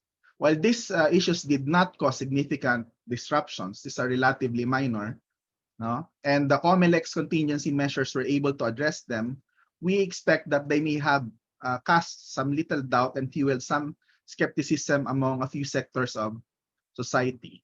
So there are some rooms for improvement in the system. The issues that received the most media and public attention were the failures of the BCM, corrupted SD cards, and the 7-hour-long glitch in the display of the transparency server. However, there is no compelling evidence to suggest that the elections were marred by fraud and anomalies despite these issues. Of course, policy, procedural, and system changes are needed in order to ensure that these are avoided in the future elections. So I note here as a closing that the conduct of the elections, or automated elections in the Philippines, has incrementally improved over time. The evidence that I showed you actually show us empirical evidence of improvements in the system, no? Confidence, election violence, no? The degree of accuracy, no? And the degree of trust and confidence on the AES has never been higher. There's still room for improvement, but we note that expectations are already high. Some of the rooms for improvements include improving voter understanding of what actually goes on inside the system, to address many of the concerns, technical concerns Okay, so this is where we already had several elections, and voters' education, what actually goes on behind the system, could even further improve public trust and confidence in the results. Of course, there's also room for improvement in transparency measures. In particular, the voter registration process, voters verification, which still it was an issue in the last election. Administrative processes, in particular procurement and possibly maintenance of some of the equipment, even consumables, no, and some of the decision-making processes might still be streamlined so that the 7 hours that it took to correct one glitch in the transparency server would still be shortened. No, shortening and streamlining the process will improve credibility and public confidence in the results and address any potential concerns, no, or skepticism from the side of the public. Of course, we are talking about possibly improvements in the elections, especially in the context of the COVID-19 pandemic. I will just note here, based on the trend and the data that we were able to collect, that we believe that any changes in the electoral system, even the way that it's administered, registration, must be substantially and demonstrably better than the current system. Otherwise, there may be implications on the legitimacy of the results. No. Lastly, we cannot assume that the COVID-19 pandemic will be over by 2022, despite talks of the vaccine, despite improvements on the health and science front, as mentioned by Director James Jimenez. There's a lot of administrative, possibly regulatory procedures, no, possibly even require some changes in order to address some of the concerns and to ensure that we will be able to hold a free, fair, transparent elections in 2022, despite the challenge of the COVID-19 pandemic. So I think I'll reserve the rest of my discussion for the open forum later. Thank you very much. Okay. Thank you, Dr. Ateneo. I'll go now to our next speaker. From Taft Avenue, from De La Salle, we now move to Katipunan, where Dr. Ronald Mendoza is the Dean of the Ateneo School of Government. And Dr. Mendoza, who is one of the partners of the Institute for today's event, will be discussing moving towards e-governance and how this relates to electoral participation during a pandemic. Dr. Mendoza, good morning. Good morning, Paco. Good morning, everyone. I didn't really prepare a presentation, but I have several questions and, of course, some reactions to the presentation so far, and also the discussions so far on preparing for the 2022 elections. So I'll first start with this general observation that elections are quite critical, especially under pandemic. And I think this is why think tanks like ours, ADRi, Ateneo Policy Center, and others are now engaged in this discussion. Accountability amidst increased powers given to governments for crisis response is probably one of the big motivations for going ahead with elections. It's in some ways much more important to hold elections now under pandemic than under normal times, because of the amount of power and accountability that needs to be ensured, and precisely because of the pandemic responses. There is also the general issue of governance in many countries, and I note, for instance, that the United States and Estonia are obviously much more economically advanced than our country, but also struggles with some of these governance issues. And it's interesting that we are responding in different ways, but particularly through the election process. I think one of the key takeaways is that elections are possible to organize under pandemic response, but my processing of this is that there is a longer term discussion as well as a more immediate discussion of what we should do. The longer term discussion, we can draw on the ideas shared by our colleagues from the United States and Estonia, and in fact other countries. I will note, for instance, South Korea, Japan, and other countries that have now innovated in order to COVID-proof their elections. Some of the innovations, their institutions, their systems, Director Jimenez mentioned earlier, it's not that we should ask whether COMELEC is prepared. It's that we should ask whether our postal service is prepared. So it's a matter of different agencies and different institutions that need to collectively be prepared to execute some of these innovations. And I hasten to add that these types of preparations require strong institutions, which then produce the trust necessary in order to go ahead with the technology. So I've been in enough events to know that in many cases, technology is not really the problem. It's actually the institutions underpinning these technologies to ensure that we are prepared for them and that we actually trust them, that our culture and behavior and institutions actually match the technology and adequately implement it. I'll give you an example which shows how context and culture and institutions really matter. In a country like the United States, you have some states where you can mail in ballots.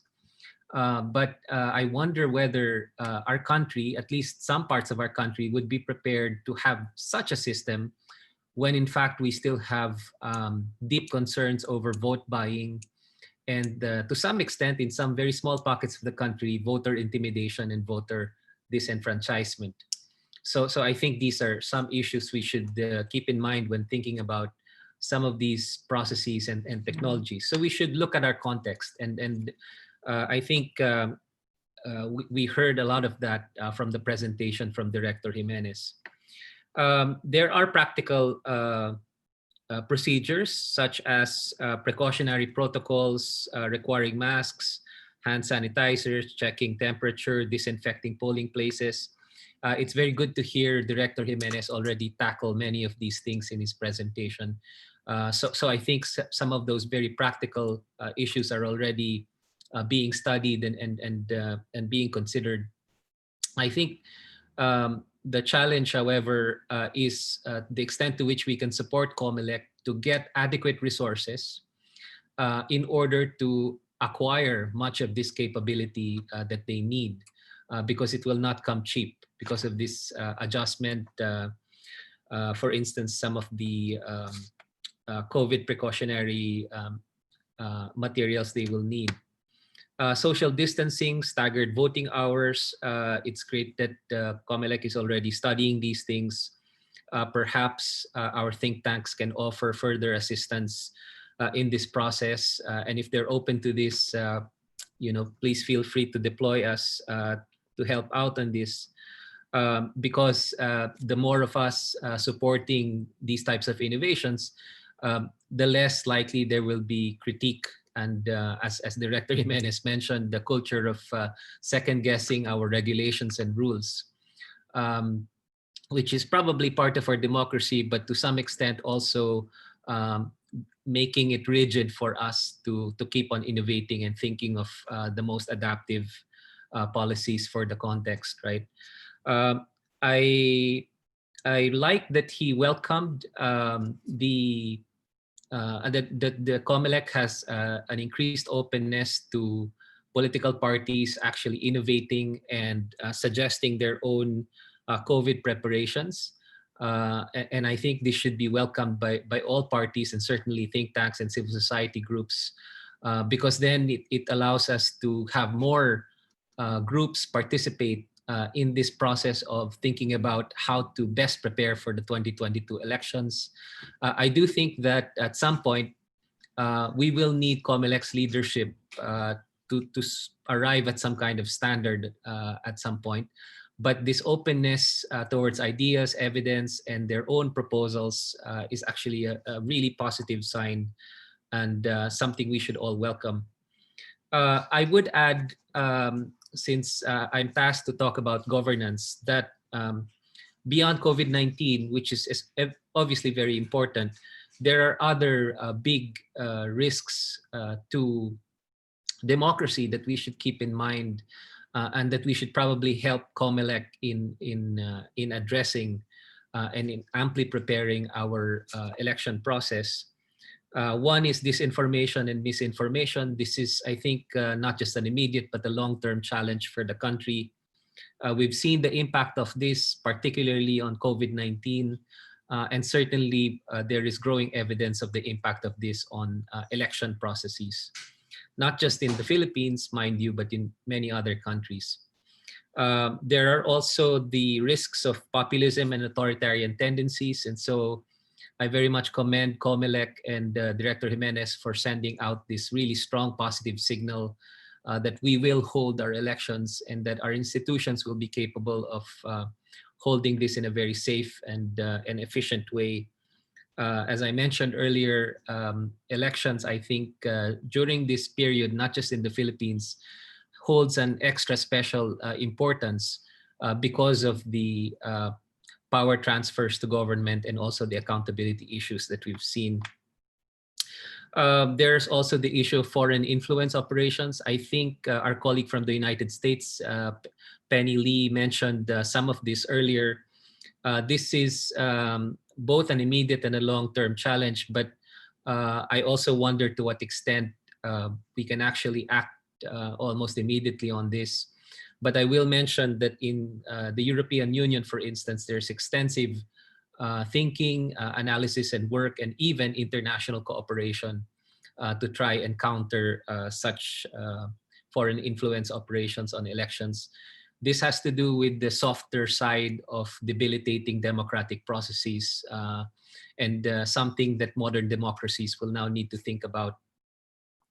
The two last things actually really contextualize our issues in the Philippines. In the United States, their challenge is low voter turnout. I lived there for a while, just like Paco. You know, November, it's cold, not necessarily good weather to go out and vote, and definitely not good weather to be out lining up to vote. And it has always been their challenge to actually have higher voter turnout in the United States. But in the Philippines, as Director Jimenez, Ador, and others have mentioned, we do have strong turnout. The issue has to do with some pockets of disenfranchisement or potential disenfranchisement in many of our areas that are far-flung or face some degree of voter intimidation and potential conflict and threats. And so it's very good that COMELEC is also thinking about this and has been traditionally a strong partner working with civil society to try and surface these issues, make them more transparent so that we can do something about it. And the other one has to do with the broader challenge, and I think Dr. Torneo started with this point when he presented the issue of competitive elections. And I will mention here that even though we are seeing really good signs of progress in the administrative work of COMELEC in the governance of our elections, we do still face many deep challenges for which COMELEC alone is not the responsible institution. Actually, there are a number of institutions responsible for them, including our legislature for having the need to pass certain reforms. And when I talk about competitive elections, I talk about issues like the amount of money that you need to now run in an election, which can be quite prohibitive and immediately throws into some questions whether the pool of candidates is really a competitive one when so many could not afford to participate. The second has to do with competitiveness in different jurisdictions, to the extent that some positions are already uncontested. We've been monitoring this particular indicator, and I hope in Dr. Torneo's next study we could collaborate and monitor this particular indicator, which could also be a closer indicator on the overall goal of having to achieve competitive elections. uncontested elections in some jurisdictions means basically that transactions have taken place in order for some groups, some politicians to undermine the very competition of choices of candidates on offer. And so we know that this is a risk, and we need to monitor and actually do something about it. And of course, my last point is that we should monitor to what extent many smaller parties and smaller groups, including emerging youth leaders, are able to competitively engage in the elections process, both as voters but also as potential candidates. And the means through which we can encourage this and strengthen it then contributes to the overall goal of more competitive elections that end up producing those institutional goals that we have of accountability and also stronger policy responsiveness to the people in a democratic process. Thank you very much for the chance to share those ideas. Yes, thank you. Thank you for joining us again today, Dr. Dean Mendoza. With that, I just want, let's move on to our next speaker so that we can also go onto the open forum soon after that. Next up, we have Attorney Ona Caritos, Executive Director of the Legal Network for Truth Elections. It's called Truthful Elections, or rather Lente, as it's more popularly known. She's here to discuss the important role of an adaptive civil society in the face of evolving elections. Ona? Okay. All right. Thank you, Paco, for that. Thank you for ADR for inviting us to this event. We are honored to present our work in this discussion. So let me share my screen first. So the title of my presentation is the important role of an adaptive civil society in the face of evolving elections, or mas gusto ko siya i-title na How NGOs Evolve and Die, because ultimately that should be the target of all NGOs, for NGOs to die. So because if that happens, then the purpose of that NGO has already been fulfilled. So I would like to call this presentation How NGOs Evolve and Die. So let me just talk about Lente first. So Lente, we were formed in the 27 national and local elections. What we do traditionally, we are a traditional EMO, or election monitoring organization, but we're also non-traditional in a way, because aside from conducting public education activities, we monitor the electoral process, we network with like-minded organizations. But being a legal organization, what sets us apart from the other election monitoring organizations is we pursue accountability in our elections, or basically we want to file cases against election law violators, because early on we identified that impunity is one of the biggest problems in our elections, that people are not afraid to commit election law violations just because nasa pag-iisip nila na hindi naman ako makakasuhan, hindi naman ako makukulong. And lastly, we also lobby and advocate for electoral reforms. So just like what I said earlier, we were formed in the 27 national and local elections for the primary purpose of monitoring the canvassing stage of the electoral process. Because PPCRV, NAMFREL, they were present at the precinct stage or at the polling place. But when you go up to the next level, when we were still having manual elections, nobody was guarding the canvassing stage of the electoral process. And dito nangyayari yung term natin before na dagdag bawas. So we wanted, Lente was formed primarily to monitor that electoral stage in our process.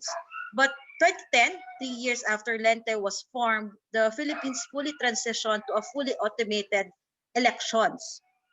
And this was a problem for us because this was a crossroad election, because our reason for existence, it evolved because we didn't want to be a glorified screen monitor, because what happened when we automated our elections in the canvassing stage, people, the lawyers, the law students, the paralegals, they were just looking at the screen and how the election, how the polling places transmitted. So basically, there was nothing to do. There's nothing much to do at the canvassing stage of the electoral process. So this was a crossroad election for us because Lente had to evolve to continue doing its work effectively. So we continued monitoring, but we focus on our other core activities. We specialize, in other words. So we conducted public education for minorities. We pursued accountability more by conducting public education activities, focusing on educating the public on how to draft affidavits if ever they want to file cases against election law violators. What are the evidences needed if ever you want to pursue a case against an election, again, against an election offense, against an election law violator. So 2013 national election and onwards, we focus on lobbying and advocating for electoral reforms. And this was our niche in the elections. And I would just like to say that this has been a niche of Lente since 2013 because most NGOs, they're really allergic or they're not really that comfortable working with government agencies because I think there's a traditional perspective that NGOs and governments should work separately. But when we had a strategic planning after the 2010 elections, we decided that we need to focus more on lobbying for electoral reforms because that would make our elections more genuine, more up to the standards and the objective of the organization. So other efforts were directed to pursuing electoral reform. So we monitored the election still, but we focused, for example, on the exercise of the right to vote of minorities, of detainees, of PDLs versus deprived of liberty, of senior citizens, of PWD. So we were monitoring these sectors because we wanted to pursue electoral reforms after the elections. So we will be we push for changes in our laws, in our policies, based from the observations that we did, that we saw in the elections. And we conducted our public education, not the general public education, but we were more focused. We focus on election laws, we focus on disinformation, we focus on campaign finance. Since then, with our partners from civil society and champions in Congress and in COMELEC, si COMELEC will never not be part of the equation because COMELEC is an integral part of how we do our lobbying and advocacy work, our electoral reform work. Ever since that pivotal election year, ever since the 2013 national and local elections, we were very lucky and fortunate to be part of the group which lobbied and advocated for the passage of a law, the Election Service Reform Act, which basically gave our public school teachers the option whether or not to serve in the elections. So because before ESRA, as this law is more popularly known, public school teachers were mandated to serve in our elections. What did ESRA? They now have a choice to serve or not in the elections, and they were given a higher honorarium. They were given legal indemnification and assistance. They were given insurance. So we gave our electoral board members more benefits because of the crucial work that they do in our elections.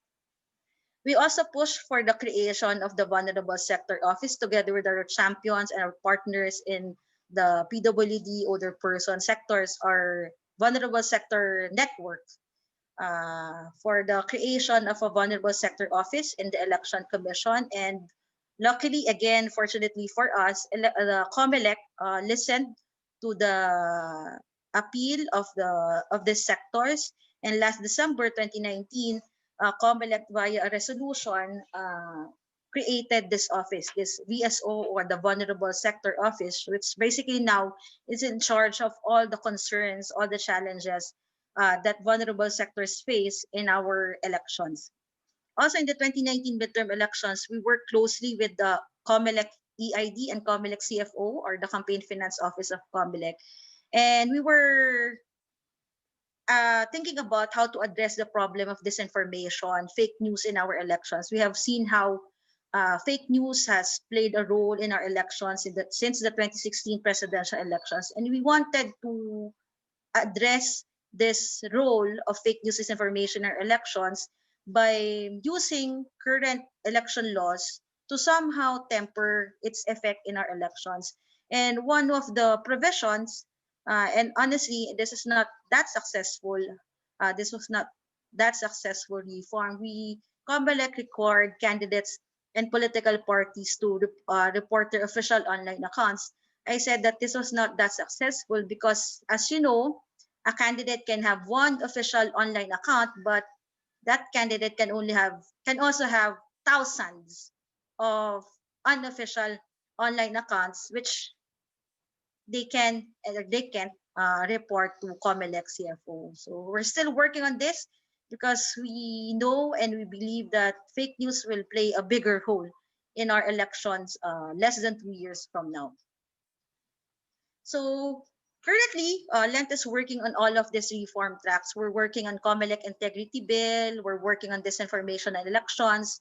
We're starting our anti-troll bill, and we just had a focus group discussion with National Privacy Commission, with the ICT, with election law practitioners to talk about the anti-troll bill, which the purpose is basically to address the trolls, the bots in our elections. We're also working on a code of conduct for PR firms and individuals engaged in political propaganda. We're working on a BARM electoral code, and just this morning, one of my colleagues is currently having a focus group discussion with 20 plus members of the MI group, 20 plus members of the BTA MR Parliament contingent. So they're discussing now our proposed draft BARM electoral code. We're also conducting political party financing research because we believe, just like what Dean Ron, with what Director James mentioned earlier, our political parties need to evolve and they need to strengthen because it's one of the problems in our elections which has not been addressed particularly and strongly for the past few years. And just recently, we started our elections during COVID research. And basically, during the summer, our objective in Lente was elections should push through on May 9, 2022. No excuses. That was our objective. And how? So because there's COVID and we have, just like what Director James mentioned earlier, we have different rules and laws pertaining to elections. We wanted to have COVID-fortified laws and policies. So how did we do it? We conducted consultations with traditional election stakeholders like our COMELEC, the Election Commission, political parties, election lawyers, election monitoring organizations, the Senate, the House, technologists, but we also conducted consultations with non-traditional election stakeholders like doctors, because we wanted to get their insights on how to COVID fortify our election laws, our election policies. So based on these consultations, we drafted policies and amendments to our laws. And we're currently lobbying and advocating for these changes in our policies and laws. Why? Because we wanted to have satin ng election. Before the 2022 elections, our Lentes hashtag in elections was atin ng election. But because of COVID, we changed it to satin ng election, which basically means we want safe, accountable, transparent, inclusive, and nationwide public confidence in the election results. So that's our standard. And it pays to do your homework, because a few months ago or a month ago, Rep. Mikey Arroyo gave out a statement that he wanted to seek the postponement of the 2022 national and local elections. And this was a good timing for us because we just finished our paper on the on COVID fortifying our elections. So we were fortunate enough to present this to the general public to address this concern of Representative Arroyo that it's still possible to do or to conduct elections, because we can propose changes in our laws and our policies to ensure that elections will still be safe, will still be accountable despite the ongoing pandemic. So this is the end of my presentation. Just to go back to the title of my presentation, EMOs or NGOs like Lente, we should adapt to evolve and evolve to adapt. There are certain bottom lines that each organization have, but because of certain situations like COVID was not a problem in our elections.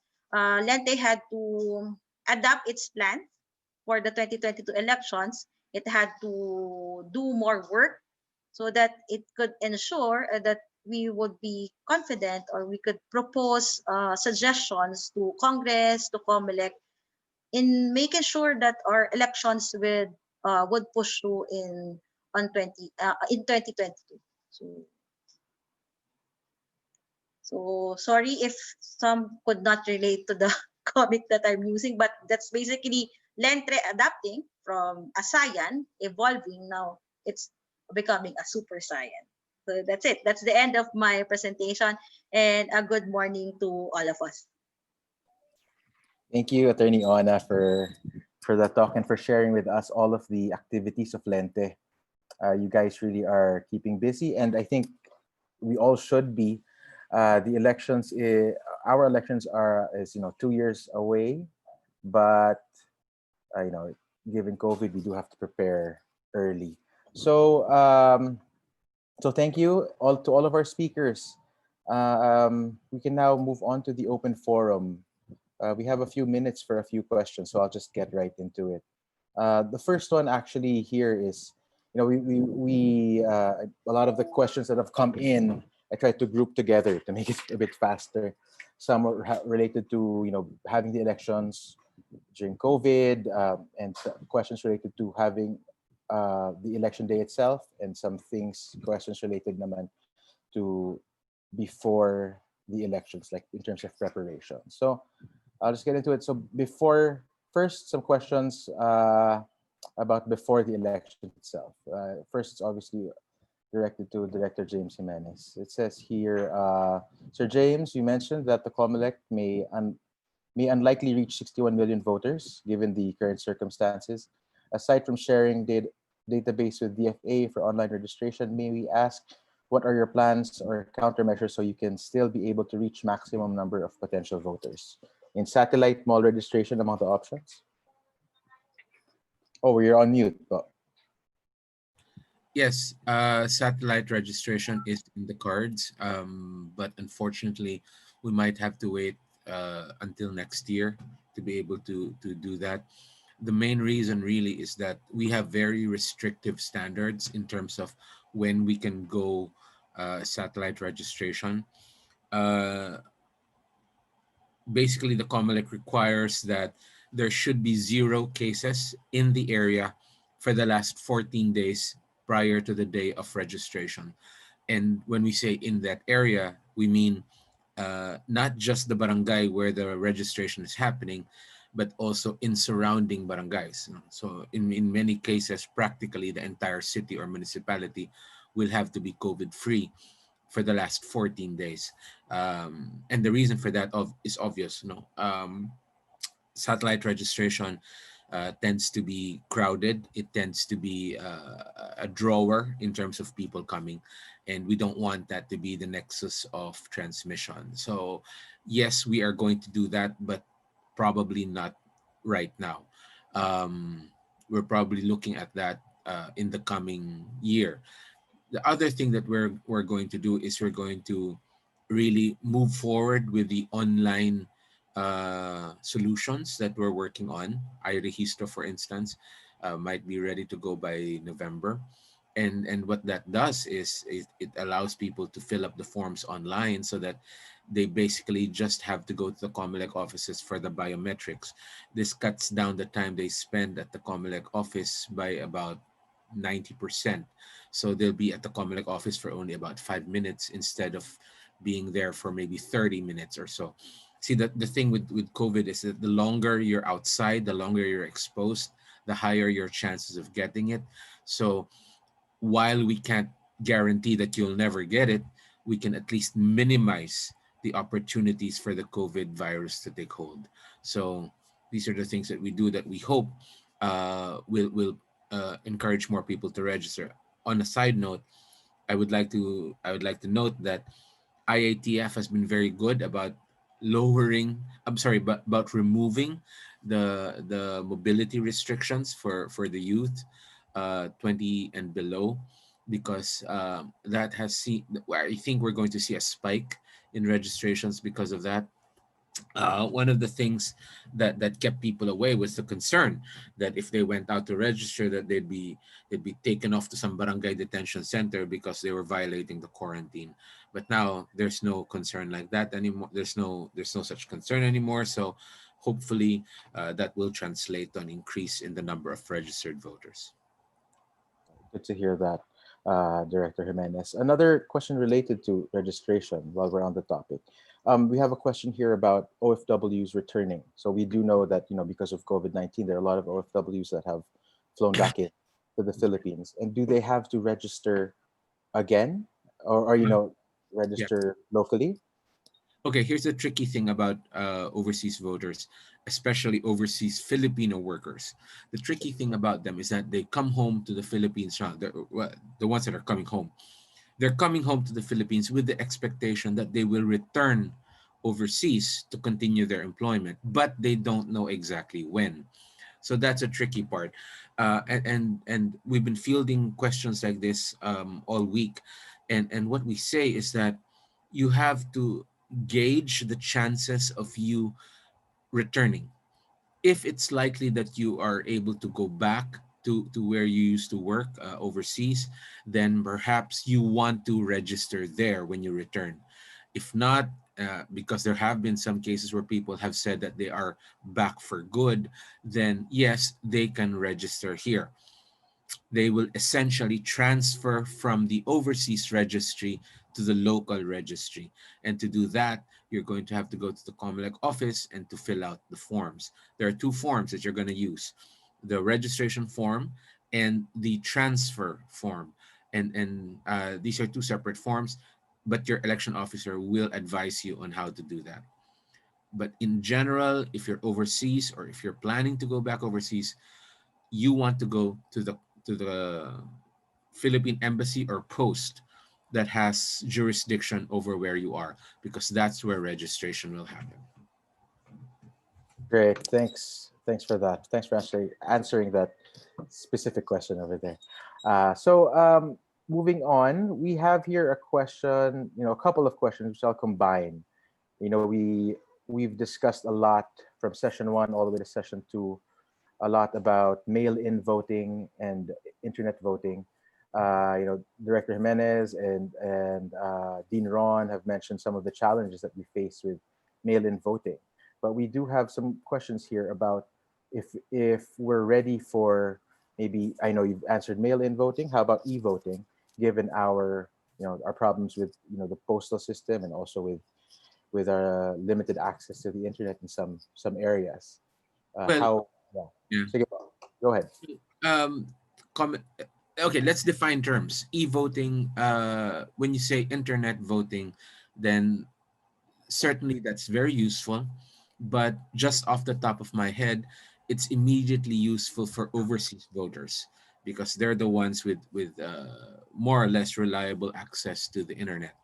Here in the Philippines, yes, we do have massive internet penetration here, but I don't think that internet voting will ever be a replacement for in-person voting in the Philippines.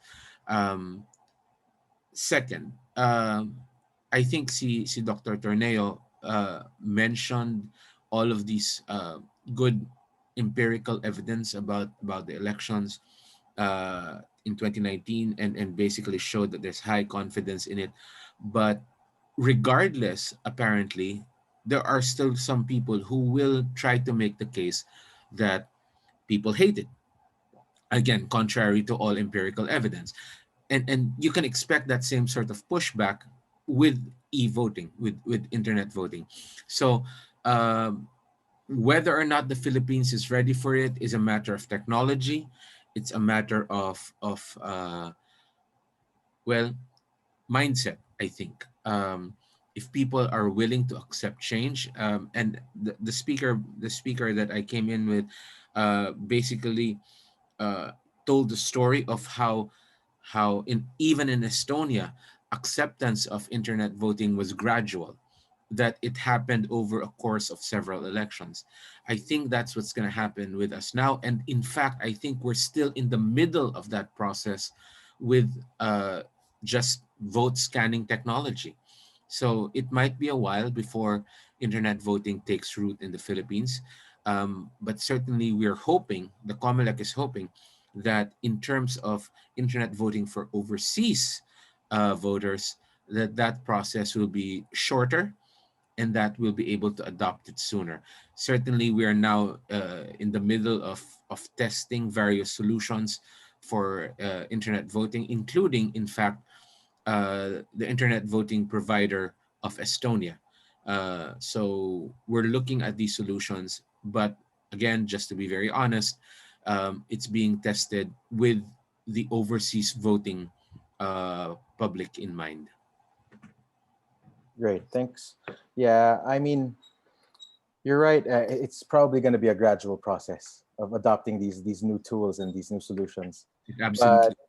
But yeah, I think we've seen, at least over the last few years, that the trust that Filipinos have in, you know, automated elections is growing. So I think that's a good sign, at least for the future of what the future may hold for elections in the Philippines.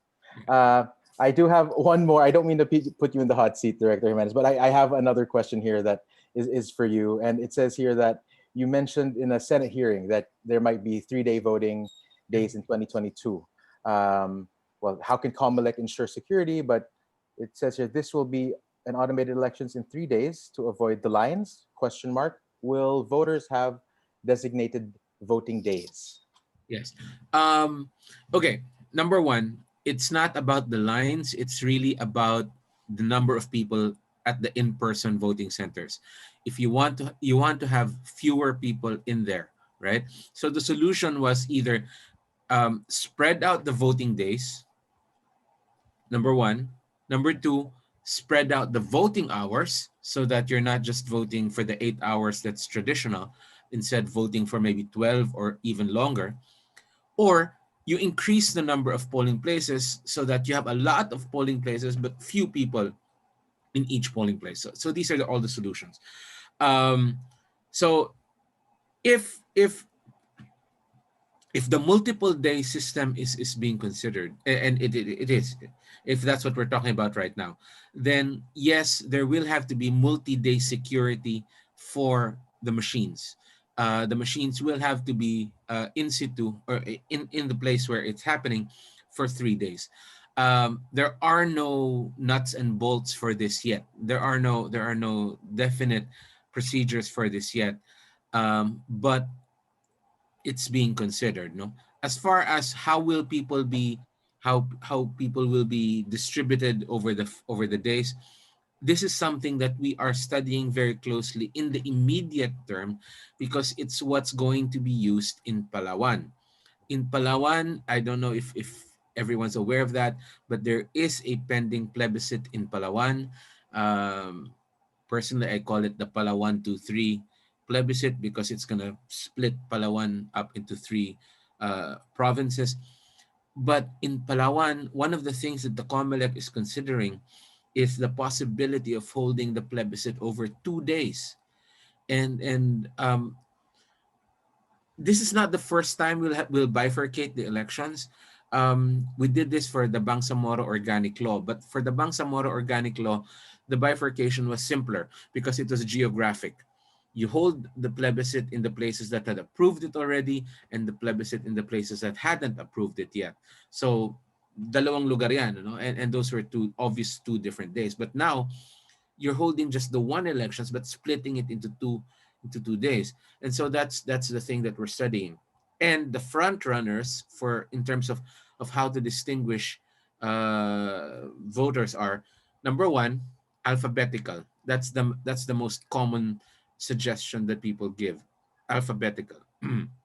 There are problems with that, mainly because the distribution of surnames in the Philippines is not equal. It's not even remotely equal. There are a lot more Ds and Cs, for instance, than there are Js or Zs, for example. Even Ps, Attorney Paco, are not too common, right? So there's that challenge. The other major left field solution that's been proposed is by gender. So males voting second day, females voting on the first day. See, I mean, I see by Paco's reaction that has some sort of surface logic to it, but I think it will stand a lot more studying. But then again, there's a third option also, which is precinct based, right? If we can decide what precinct you are, then say that only these precincts will vote on election day, then the next set will be on the following day. That would be good also. However, as I said earlier, all of these solutions have individual challenges. Like take precinct based, for instance. How are you going to tell people where they're going to vote? I don't know what precinct I'm going to be assigned to on election day, for instance. And it's a sure bet that none of you remember what precinct you voted at in the last elections. So how are we going to tell people come on day one or come on day two or even day three? That's difficult. The same thing with alphabetizing voters. It always boils down to the question of how do you tell the voters when they're going to come in to vote. That's the first major challenge. The second challenge is, what do you do if they come on the day that they were not scheduled to vote? Do you let them vote anyway, and therefore just throw your entire scheme into uselessness because you let them vote anyway? Or are you going to turn them away? In which case, what's your justification for turning them away? So this whole thing is fraught with complications. And just to clarify, when we said that we would hold elections over multiple days, that isn't a done deal yet. It's still being studied, and as I said earlier, there's a lot of legal pushback for that particular solution. So we're looking at many solutions, including just really lengthening the day. No, instead of just holding the elections to the traditional 8 hours, we might hold it for maybe 12, 16 hours just to accommodate everyone. I know it's a non-answer, but that's the best I got. It's okay. It's okay. I mean, we understand that there are a lot of important decisions that still have to be made. And of course, like Dean Ron said earlier, civil society and think tanks like the ones present here today are all out for in support of COMELEC, and we're here if you need any help. Thank you. Thank you so much, Director Jimenez. Now let's go over. I hope we still have our other speakers like Dr. Ador Torneo, because I have a question here that I think is right up your alley. Dr. Ador? Hi, yeah. Hi, Paul. Yes, So we have, actually, correct line. I'm not actually a lawyer. My parents are, but me personally, I am not. But okay, so Dr. Torneo, we have a question here that okay. Well, the question was, what factors were behind high trust in elections in 2019 and how we can increase that? I think you kind of answered this already with your presentation. But so I just wanted to add that there's high trust, and we also saw a lot of the election issues that we traditionally face go down. How do you see COVID-19 affecting the trust and the issues that we'll be facing in 2022? Yeah. Okay. And thank you very much, Paco. No? So in the first question, I think I've already mentioned some of the factors. First is that low levels of violence. Okay. The results were 92% of votes were transmitted within 10 hours, which is a historical high. No, the number of electoral protests I wasn't able to monitor, but the last that I checked, there was 36 electoral protests that was filed. That was the last that I was able to monitor, which is quite low. Okay, results of the RMA, this is really high, random manual audit, and basically we had the very small glitches. No, I think the biggest one would probably be just that 7-hour glitch, and then some of the failures of some of the machine. But relative to the when election results are released fast, when there are low levels of violence, there's really very little to say, no, in order not to be confident about the election results. Okay, even that glitch was resolved, no, although not to everyone's satisfaction. As Director Jimenez said, not everybody will always be happy or satisfied with the election. But we look at the evidence, there's really a lot of improvement, especially in the last elections. On the second question, what are the possible, your question is possible implications on the confidence of holding an election during the pandemic. Is that correct? Yeah, the implications not only on the confidence, but also on, for example, you cited the decrease of violence, the decrease in cheating. Do you Yes. think COVID will affect uh, that Yes. somehow? The biggest possible change or challenge that I anticipate from Director Jimenez's presentation and from the previous one was a concern about turnout. Now, COVID has an effect of discouraging people from going out. No, even in countries where there are no mobility restrictions. No, take for example the case of Sweden. People would still voluntarily opt not to go out.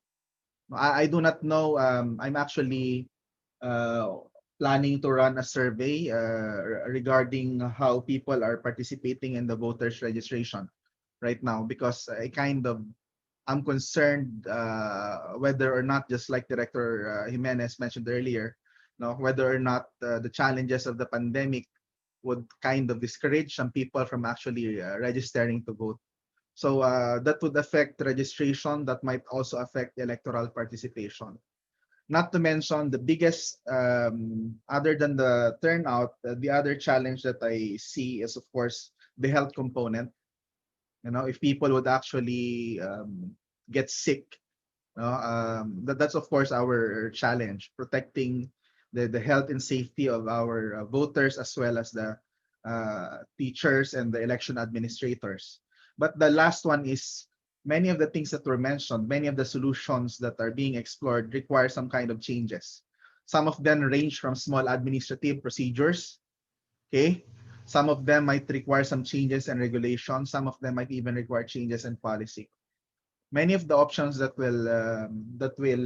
were being explored would have practically the impact of changing some component of the system. Whether or not that is a small change or a big change would really depend on whatever COMELEC decides to adopt finally.